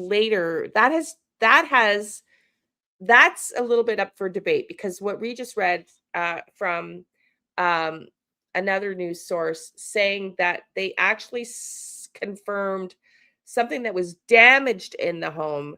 And so that's also what makes, if that is true, it makes me believe that this is authentic, because why send something to the police that they will know is not factual? It would immediately delegitimize rather the ransom note. So if this is true and that they did verify what was broken in the home, which is what we reported on again earlier, and you could just go back and you can see the statement. If that's true, then, I think the police are quick to validate it. If otherwise, why would they put something in there that can dispute their legitimacy of claims? So I'm at this point, I'm leaning towards it being a real ransom note. Yesterday, when I saw the FBI involved in the investigation, I assumed that it was to expedite the lab's DNA testing, since there was no mention at the time of a ransom note. Yeah. I think the FBI came in pretty early on. Thank you, Marie. Thank you. Okay, let's go. There's another. I just want you to know, this is a little bit going into who her sister is. Nancy Guthrie has also stated, or Susanna Guthrie rather, has stated that her and her sister are diabolically opposite. They sure look very different in their energy. Look at this. This is Nancy, mom on the left. We've got Savannah in the middle, and we've got the sister, Annie, whose boyfriend or husband is and herself are being questioned. Apparently, her car has been taken. Who is Annie Guthrie? FBI revisits Savannah Guthrie's sister's house as a desperate search for missing mom continues. FBI agents were seen at Annie Guthrie's home in Arizona as the search continues for her missing mother, Nancy, 84.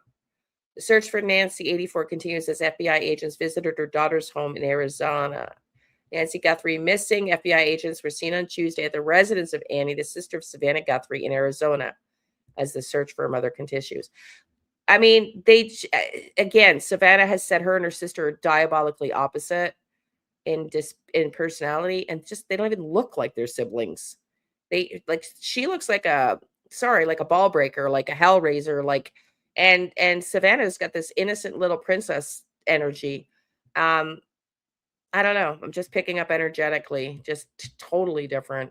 Law enforcement officials, including FBI agents and sheriffs, were seen departing from Annie's home following a 2-hour meeting on Tuesday afternoon, during which Savannah is also believed to have been present as part of page 6. Wow.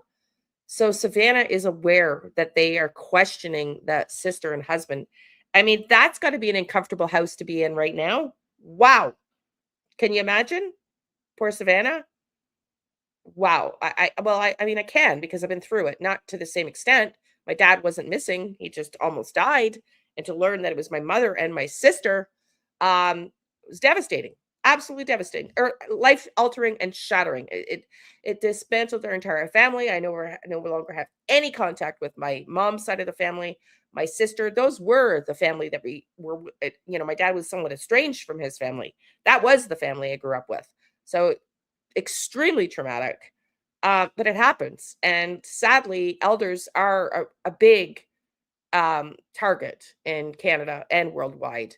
For this might be a little bit different, this case, but it's very sad. So they had a 2-hour meeting on Tuesday in which Savannah also was present. Nancy Guthrie, the 84-year-old mother of Savannah Ann, has been unaccounted for since Sunday. Annie was the last person to have seen Nancy after returning her to her home after dinner Saturday night. Authorities suspect that Nancy may have been abducted from her residence in Tucson. When questioned if there were any demands made by kidnappers, the sheriff said, "We have all the kinds of investigative leads we are working on. All kinds of investigative leads we're working on." Journalist Ashley Banfield makes startling claim against Annie Guthrie's husband. Meanwhile, in the episode of Draw Dead Serious, journalist Ashley Banfield presented a startling assertion, reinforcing a law enforcement source linked to the current investigation that Savannah's brother-in-law is under consideration as a primary suspect in the case. However, no official statement has been provided in this regard. HT.com cannot independently verify the authenticity of Banfield's claims. Annie and her spouse, Tommaso Sioni, live in a $1 million residence. So we've got 650, 1 million discrepancies in Tucson's affluent Catalina Foothills neighborhood near Nancy, according to the Daily Mail. Annie is one of Nancy's 3 children. Savannah is the youngest among all. Nancy's son, Charles Cameron Guthrie, is a retired pilot. Who is Nancy? Annie Guthrie is a writer and a jeweler from Tucson. She's the marketing director at the University of Arizona Poetry Center, where she recently curated a national symposium, Poetry Off the Page, featuring poets who work in hybrid multimedia forms and other art forms such as film, theater, books, arts, and dance, as per the Women's Quarterly Conversation. Describing her equation with Nancy, Anne once referred to Nancy as our bright North Star, reported the Daily Mail. Annie has also spoken about the family's strong bond on the Today Show. She commented Nancy for her support following the tragic passing of her father due to a heart attack. Annie once referred to Nancy, her mother, as our bright North Star. My sister and I are like the sun and the moon. So polar opposites. Her sorrows are my sorrows. Her successes are my successes, she added. Well, do you take that? So she's making the equation. I read that incorrectly. My apologies. When she says my sister and I are the sun and the moon, I take that maybe because of astrology as polar opposite energy. Maybe I'm wrong. Maybe she thinks that they're the same. TMZ's going live. Okay. I'd get a hotel. No kidding. Who wants to stay in the home after all this, right? Okay, so they're going live. Let's see. For the real sister and her husband's boyfriend are suspects, in my opinion. They really sad and devastating. It is sad and devastating. If the authorities could confirm whereabouts of Nancy or her husband during the known timeline of her abduction, they can be ruled out directly or be involved. Well, I'm sure they're doing that, honey. I mean, the FBI is involved. They know what they're doing. I'm sure they are asking for proof of life. Like, we got to give them some credit here. They got to know what they're doing, right? Here, let's listen to this. Let's listen to this. I'm not sure if it's the article is also talking about her as a suspect, but I don't know if the video. The FBI is working alongside. First, we want the community to know that the FBI is doing everything in our power to bring Nancy Guthrie home to her family. The FBI is working alongside the Pima County Sheriff's Department on this incident. In terms of what the FBI is doing, we are providing the following support. Primarily, it's analytical and technical support in the following ways. We're downloading and analyzing cell phones, obtaining cell tower information, conducting interviews, and providing any and all investigative support that the Sheriff's Department needs. We're looking at this from every angle, but we need your help.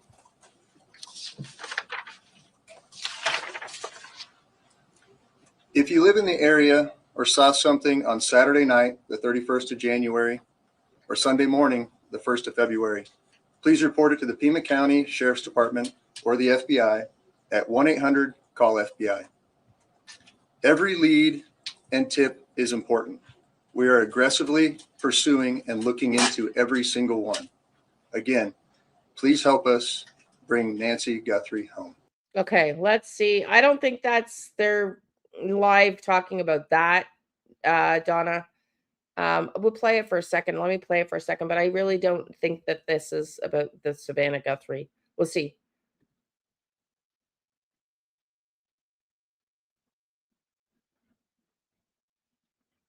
Yeah, no, they're not talking. They're live, but they're not talking about Savannah Guthrie here, honey.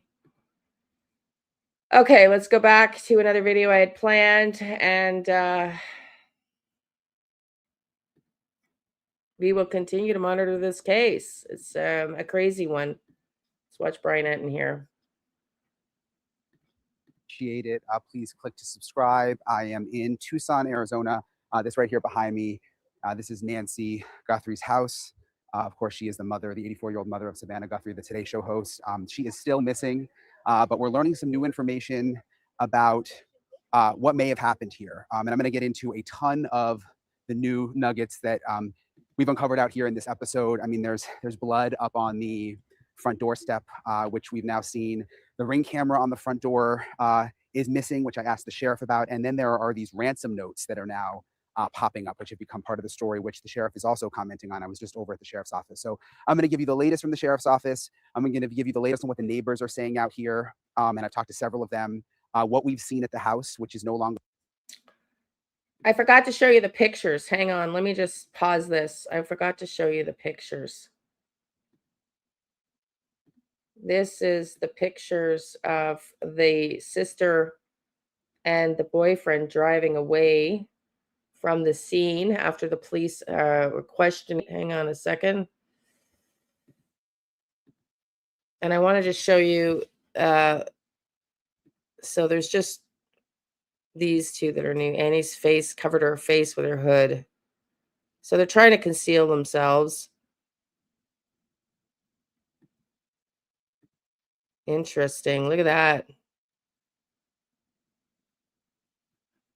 Well, that's suspicious. I mean, they're not just They're not just, you know, I mean, if they had nothing to hide and they were there talking to the family, those are odd behaviors. What do you think? Anybody comment? She looks kind of harsh in this photo. Do you know what I'm saying? I'm not trying to be, she just looks very different in energy from Savannah. She looks like a mean, badass woman here. And I don't like this look. I don't like this look. Okay, so let's go back. I just want to share. It doesn't take long to find their whereabouts. Put findings on what is possible, ruling it. I know. I know. Why are you hiding your face? I know. You see? Does that seem weird to you too? Stuart, what do you think about that? Like, if they're innocent and the police are just going to talk to the family, which would be normal, why are you hiding your face? Oh, it makes me feel not good. Okay, I want to just also show you what I posted on our page here. On my page, just so you see, because somebody was referencing it earlier in the chat. Oh God. Okay, so News Nation is coming out saying there is no suspect. No suspect. I'll post that in a second. So the police are hammering down. They don't want to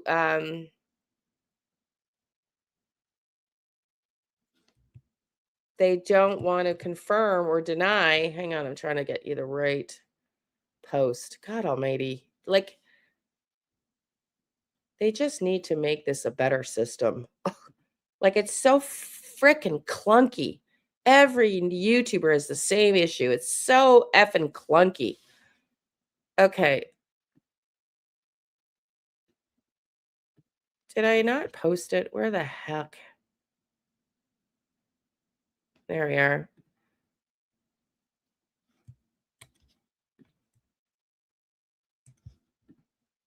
Okay, let's see if you can see.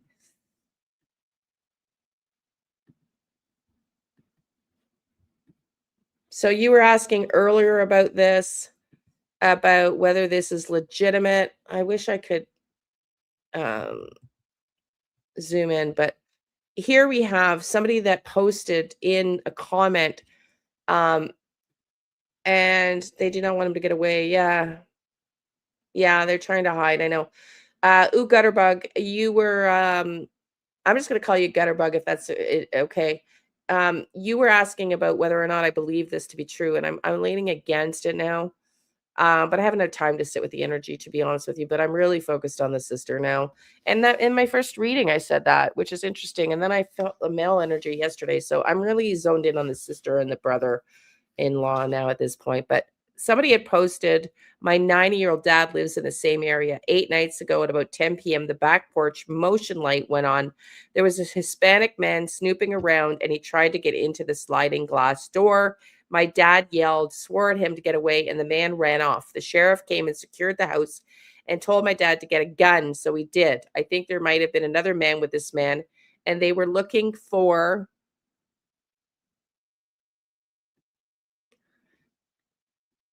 an easy way in. The scary thing is the lights and TV were on. The man knew that there was someone in the house. I think my dad was targeted because of his age. My dad wears an emergency button 100% of the time, praying they find her. Do y'all think there's any truth to that? Tell me whether you think guilt has various forms. I had a guy pee himself when I walked up to him to arrest him. Fun times in court later with that fact. No kidding. Yeah, no kidding. I can only imagine. Are you willing to state whether you think the fact that they're covering their faces when they're driving away after the FBI showed up, does that show guilt? Because if I'm innocent and my dad's gone missing, I'm not hiding my face. Like, everybody already knows what's going on. The world is watching. This is a very public case. If I'm innocent and my dad is missing, and they come up to ask me questions as a family member. Why would I be hiding my face? It just seems odd to me.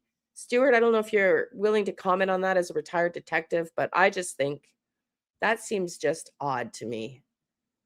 Okay, the other thing we posted was a presser update that the sheriff is being very tight-lipped. I think this is Jennifer Koffendorfer posted this, retired FBI agent. He provided no details, but emphasized that Nancy was taken. Yesterday's sheriff intimated no ransom, but today did not say that. Her ring camera was missing, but there's a reasonable explanation. Was it missing before the crime investigations arrived or later? So again, re-note that Brian Enton has since reported that the ring cameras were ripped off the door. And I think he said plural. Also, DNA lab issues sent in Tucson sent DNA to Phoenix. No tire tracks. No, because there's pebbles. No car images or people images to release to the public. Some video companies. This has to change. This really effing ticks me off. The police has said it. They have said it. The sheriff has said it. I don't like that they are having to wait because of privacy concerns to get information. That law needs to change. I'm sorry. Do I want my privacy invaded? No. But if someone's life is on the line and I'm innocent, have fucking at it, man. I'm sorry. Like, why should we have to wait when the police are investigating? An 84-year-old's life is on the line. Why should they have to wait? Bullshit. I think that law needs to change. I'm sorry. I think that's baloney. That has got to be so incredibly frustrating for law enforcement to get information they need. And this woman's life is hanging in the balance, and they've got to go through protocols. And he's already said it. They are to get access to information. It's just baloney. It's just baloney.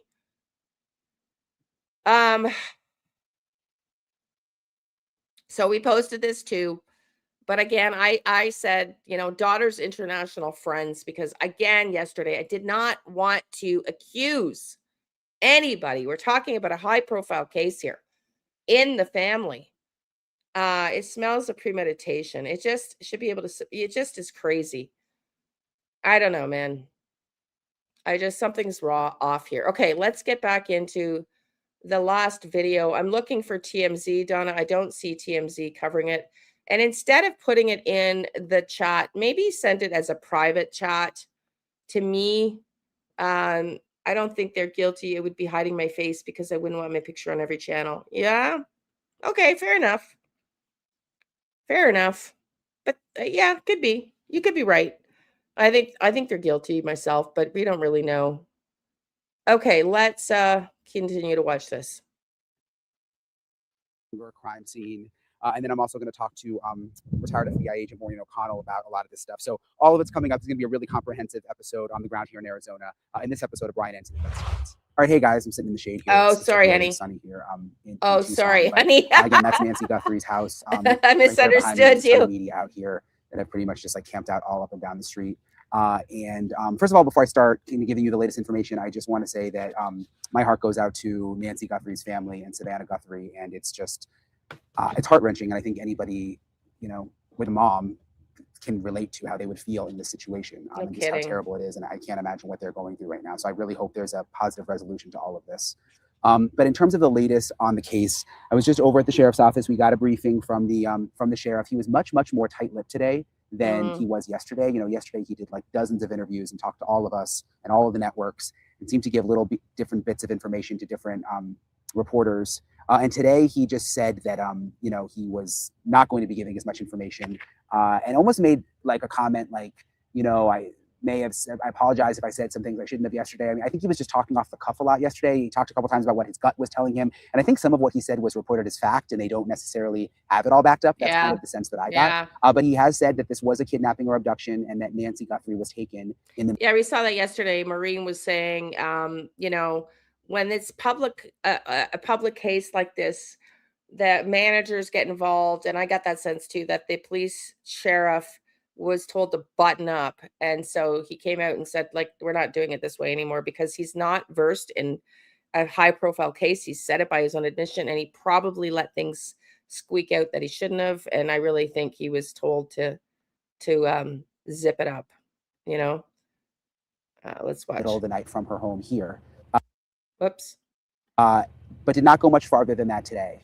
I want to show you guys this drone video that we got out here because this really shows you what this area is like. And before I got here, when I first started reading about the story, it almost made it sound like almost like a suburban neighborhood. Okay, thank you. It's not really. I mean, it's much more rural. Well, that's good to we're in hear. the foothills of the mountains, and the homes are pretty far apart. I would say each house is on at least an acre. Some seem like they're on a. That is very good to hear. Stuart, hang on. I don't know what is going on with my camera. That is good to hear. I'm glad to hear that you don't find it as frustrating, because to me, as an outsider looking in, I would have thought that it would be frustrating, but I'm glad to hear it's not. So is it just the lighting or is it me? But does Brian have a black eye? I don't know, honey. That's he's tired, maybe. He does a lot of traveling, man. Guy works non-stop. Okay, let's keep watching. A couple of acres out here. There's just cactus and just open land in between a lot of the houses. And there's not a lot of, there's no street lights, by the way. I mean, it's pitch black out here. So, you know, if she was taken in the middle of the night, it would have been totally dark. There are not a lot of cameras, although we have been looking around and there are some houses that have Ring cameras facing out towards the street. But one thing that I've noticed is that the houses are set back a ways on the bigger pieces of property. So even if they have cameras, they're not necessarily right out on the street. Although we have seen a couple out near the street, and there are also traffic cameras out at some of the main intersections outside this subdivision. I don't know if those traffic cameras record. We don't know exactly what police know right now. And they based on the press conference, they know very, very little, and they need the public's help.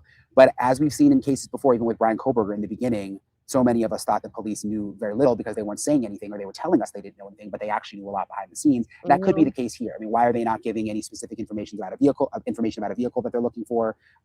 Is it because they don't know what the vehicle is, or is it because they know and they don't want the perpetrator, to know that they know the vehicle type? So I don't know the answer to whether they know a ton more, but based on the press conference and what the sheriff was saying, they know very, very little right now, and they need help from the public. In terms of ransom, have they gotten any requests for ransom from a kidnapper? We asked that question specifically at the press conference, and the sheriff kind of just dodged it. He didn't say yes or no. He said, said something like, we're looking into every lead out there. So he didn't say yes or no, but what's interesting is he does look like he has a black eye. He does look like he has a black eye, but I think it might be the shadow. Hope, but yeah, I think he's tired, but yeah, because knowing Brian, he would say, "Hey, I got a black eye. Don't worry about it. I didn't get in a fight or anything. This is what happened." But you know, because he's so transparent, I'm guessing he would tell us if he had a black eye. But looks like just the way the shadow is and the fact that he's tired. They received a ransom letter into their email and said that it had specific information in it, a specific dollar amount, and also had specific information in terms of describing what Nancy Guthrie was wearing, and also specific information from inside the house. Whether any of that's true, we don't know. I mean, it could just be totally bogus. Who knows? It could be people just, you know, sending info in, faking, you know what I mean, making it up, like just to try to get money, just jerks out there. There's also a local TV affiliate here in Tucson that says that they've received a ransom note. And the sheriff's office actually responded, let me read this to you, and said they responded to some of these reports about ransom notes and said, we are aware of reports circulating about possible ransom notes regarding the investigation into Nancy Guthrie. We are taking all tips and leads very seriously. Anything that comes in goes directly to our detectives who are coordinating with the FBI, and they're encouraging anyone with information to continue to reach out. In terms of the FBI is very much now involved, and that's a new element. We knew that they were assisting yesterday. They are very much assisting today, because when we were at the press conference earlier, there was the FBI special agent in charge of this Tucson area who was actually at the press conference. That could also explain why police aren't, or why the sheriff isn't saying as much. Usually I find that when the FBI gets involved, they really seem to clamp down on just other members of law enforcement speaking out about the investigation. So there's definitely a sense today that there's not as much information coming out. And the sheriff even said at the end of the press conference that they're not going to have another press conference until Thursday unless there's an update, which I thought was kind of interesting because it's only Tuesday. Also new, one of my photographers was able to walk up to the house behind me. And keep in mind, this is no longer a crime scene. I mean, the sheriff made clear that it is no longer a crime scene, that they released it yesterday, and there hasn't really been anyone out here. There was a woman who came earlier today, I don't know if it was a family member, but anyway, several different people, including one of my photographers, went up to knock on the door just to see if anyone was home, because obviously that's like what we do, and it's no longer a crime scene. And you could see up at the door, this video, you could see that there was blood down near the doormat and just on the ground near the entryway into the house, which is pretty disturbing. There had been reports that there was blood found at the house, and it's pretty clear that this is blood right outside the front door. where the blood came from. What this means, we don't know.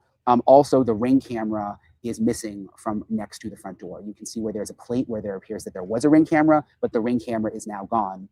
And we asked I asked the sheriff about that at the press conference. I said, you know, there's a missing Ring camera, and he confirmed that and said it is something that we're looking into. So did the perpetrator take the Ring camera, or was the Ring camera removed before all of this and has nothing to do with what happened? That's a possibility. But the sheriff said that they are aware that the Ring camera is missing and they are looking into it, which is another interesting element to this whole thing. Beyond that, there was not a ton of new information that came out of the sheriff today. Basically just continuing to ask the public for help, ask the neighbors. I want to play for you, actually. There's one neighbor that we spoke to, and she had a good point of how the police should be talking to landscapers in the area because they know the area really, really well. So put out on the news, anybody who was a landscaper or does yard work, they're familiar with the desert and they go into people's homes all the time. And I told my guy today, I said, you know, you guys see things that are unusual, like clothes or anything. You need to, he didn't even know about it, but he spoke English very well. So I think there should be some kind of it's a little late. So neighbors are obviously on edge about everything that's going on. Again, several of the neighbors have told us that police have came to their house not just once, but 2 or 3 times asking for video, asking for information. So they're definitely canvassing this entire area and trying to get any info that they can.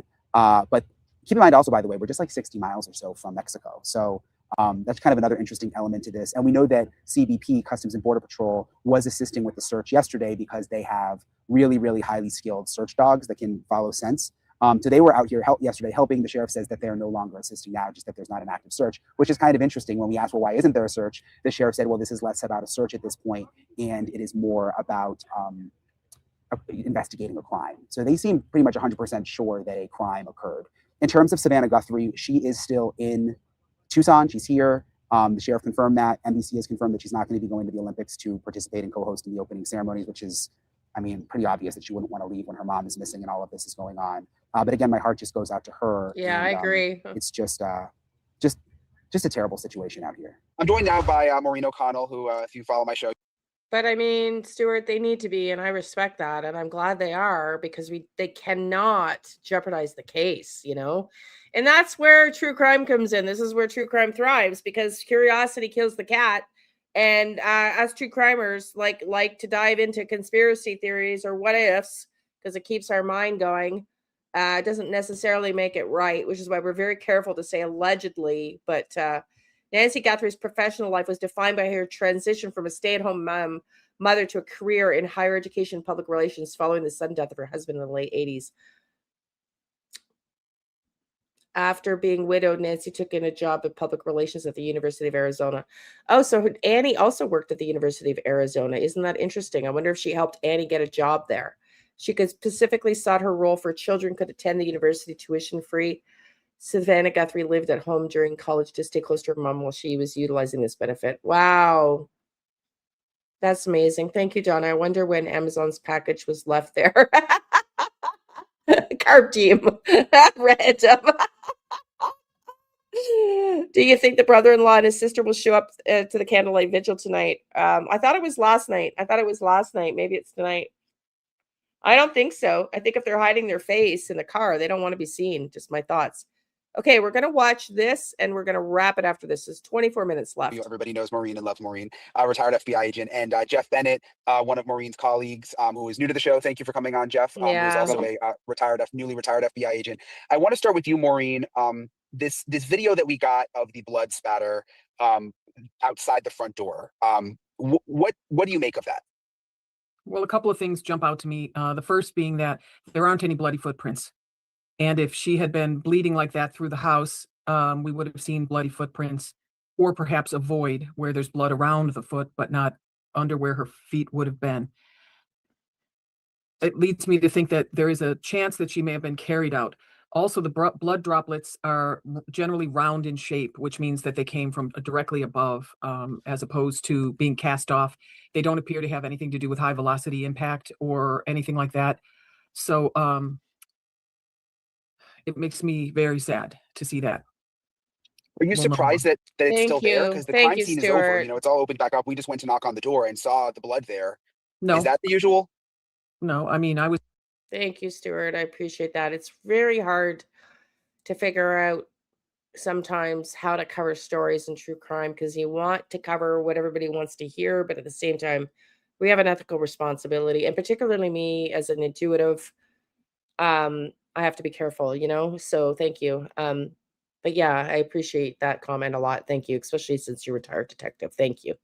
Was at a shooting one. And I'm going to extend the invitation. If you ever want to come up as a guest and you want to be off camera and talk about things in cases, you're more than welcome to. Anytime, you can feel to email me. I'll put that in the chat in a second here. Let's watch this. Hang on. Time where when the Bureau got done with it, there was such a large amount of blood that we just power washed it off, but only because the shooting happened to occur in one of those stalls for a car wash. So when we looked around and they're like, is this a biohazard or whatever? I said, well, I've got 75 cents. And I just put it in the machine and just power washed it off, and it was done. That was after, obviously, they're going to have to photograph it. They're going to have to measure or put a good enough scale in there, meaning a ruler, so that they can determine exactly what size the droplets are, what directionality, where they point, and reference photographs, all kinds of stuff like that. Once they do that, and they do sample testing, so you'll notice in those blood, they're different colors. Like one of them appears to have a lot more brown in it. Some of them appear to be more red. Are those from two different individuals? I don't think so. If I'm looking at who the potential offender is for this, it's probably a young male, and she is an 84-year-old lady with health issues. My guess is it's going to be her blood, but we could be wrong. I doubt it, though. And so you're not just going to test the blood in one spot. You're going to test it in a number of spots, anything that looks different. And you just have to do a sampling that's good enough to stand up in court to say that we did our due diligence and we looked at every angle that we possibly could, and this is what we came up with. So they'll be testing all that blood. The sheriff already said in a podcast late last night that he was submitting that for Rush and it's rapid DNA, but he's sending it to the lab for a Rush. So they'll know. They know already whose blood that is. I'm sure they know, and I'm relatively sure it's hers. Jeff, I'm outside the house right now. Actually, we were able to confirm that there are signs of forced entry. Have you ever seen a case like this? I mean, 84-year-old woman appears to just vanished. It's pretty unusual, especially here in the United States. We see these types of cases out of the country that are ransom cases, where the family who resides here in the U.S. gets ransom calls for their family who was kidnapped overseas. But I can't recall even one that matches the fact pattern of this case. And to go back to the blood question you had earlier, I also think it's significant. And I can't tell from the video, but I assume the blood droplets stopped somewhere, and that would suggest that a vehicle would be involved. And if a vehicle is involved, then I'm assuming the investigators are looking for a vehicle. And so when you start to chase video, you may be looking for a video around a specific time. What do you think they're doing behind the scenes right now, Jeff, in terms of the FBI? Because the FBI Assistant Special Agent in Charge was at the press conference today, which he wasn't there yesterday. I mean, there was a feeling today like the FBI is really coming into this now. What do you think they're doing? Yeah, I mean, I can tell you from firsthand experience over many years, and many cases like this, if not hundreds of cases like this, this is a whodunit case. Although it's high profile, this is a typical whodunit case. We have a crime scene, we have a victim, but we don't know who did it. And so what is occurring is a series of search warrants that are blanketing the area, that are trying to just acquire all of the electronic evidence in the area for future use. And a team of agents is working on that right now. And what is critical at this point is to acquire not only the evidence at the crime scene, but the evidence from the day before, so you can conduct a comparison. Who was there on the day of the crime, who was not there the day before. And then when the investigators are chasing video, you're adding locations as you're chasing that vehicle down the road as far as you can get it. You're adding geofence locations. You're adding locations to starting to compare electronic evidence, search warrant data. As you're layering that data, eventually you should get a very, very small number of devices. Essentially, you should get one. Because here's the thing, Brian, is it's not just phones anymore. It is cars, it is watches, it is vacuums, it is tablets. So many things we have are connected to the cellular network and connect on a regular basis. And that location information is critical to an investigation like this. So this is paramount to get that information rapidly.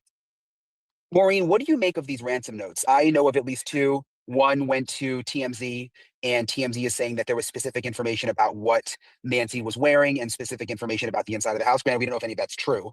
And then there's another note But if that it is true, that's a great ransom note. That's what you want.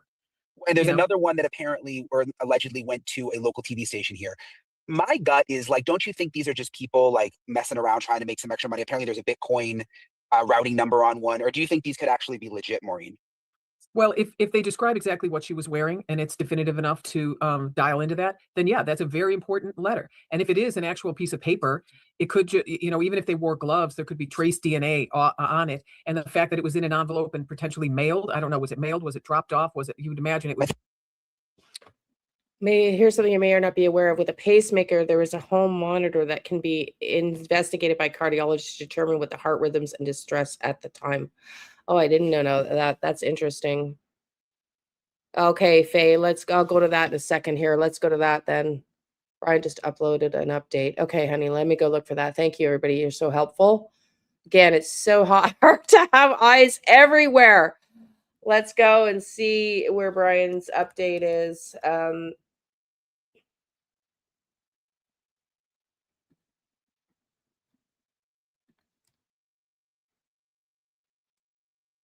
This is the update, honey. On the scene, hang on. No, this is his latest update that we're watching right now. Let me just make sure. I'll check the other page. This is his latest update we're watching right now. I think it was an email. At least to the TMZ, okay. yeah. Well, yeah, then you can, and they can bounce these IP addresses all over the world, but the technology is, and this is something that probably Jeff can speak to better than I can at this point, but those IP addresses, we can dial into them so much faster and so much better with the help of AI. It's ridiculous. And with the tools that are available, even in my team of PIs and with really expensive, and I mean really expensive software, you can dial into this stuff much quicker than we ever could in the past. But Jeff, what are your thoughts on really honing in on an IP address now as opposed to maybe 5 years ago? Yeah, I mean, we can flip an IP address. In minutes now with our ability to go backwards, especially our connections to the ISPs and really the exigent capabilities we have now. And there's one thing I want to add, Brian. I'll tell you, these cases are unique. These high-profile cases, they bring two things to the table. Two things that the investigators are going through right now. And I'll tell you this: it's management is getting involved, interfering with decision making, and they are slowing down the process. I promise you that. 100%. 100%. Because when a case like this, it becomes management heavy. Normal cases move like a speedboat. This case will move like an aircraft carrier. That is one point I want to make. The other point is, and Maureen knows that, I can tell from the smile. She knows exactly what I'm talking about. And the other point I want to make is, I want to say it gently. Maybe I'll come back to it. I'll think about it. Throw it out there. You can say it. You can just put it out there. You're retired now. You can just say it. Yeah. Well, in case you want to, let me think about. In case you want to bring it up to YouTube, Don, I just deleted your comment because we're going to stay on topic. In case you were interested, this was uploaded 13 hours ago, so your notifications are coming in 13 hours late. Just saying. How I want to be gentle. It's interesting you said. It's interesting you said. I would have thought you said it moves like an aircraft carrier instead of a speedboat. I would think when it's a Savannah Guthrie, the opposite would be happening. They'd say, No, "Let's move this as fast because as we everyone. can." No, because whenever microphones and cameras are involved, these people just are breathing down your neck because they want to look the best they can look. Yeah. It's at a time like this, in a case like this, where you need a honey badger on your squad that has no problem telling. Hang on, I got booted out, and now we're here twice. And I'm echoing. Okay, is this better? Sorry, no worries, Donna. I'm just trying to keep us on track. Okay, I'm echoing. So we're gonna finish this and we're done. Anyone to F the F off if need be. Yeah. Because fuck.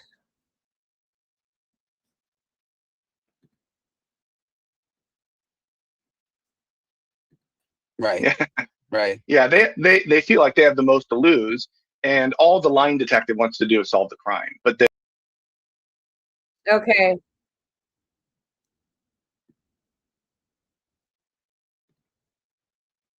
I don't know what the F is going on. Okay, I'm gonna call it because the echoing is too much. Hang on. Like that. Hello. Still. Okay. I'm gonna just call it. Sorry, everybody. If you want to go watch Brian and Anton's full investigation, here it is in the chat.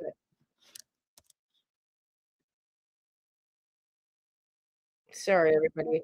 I'll be live at 3, Jack and Lily. I am going to do an intuitive psychic read as well as go through the newest statements from family since Daniel's arrest for essay crimes.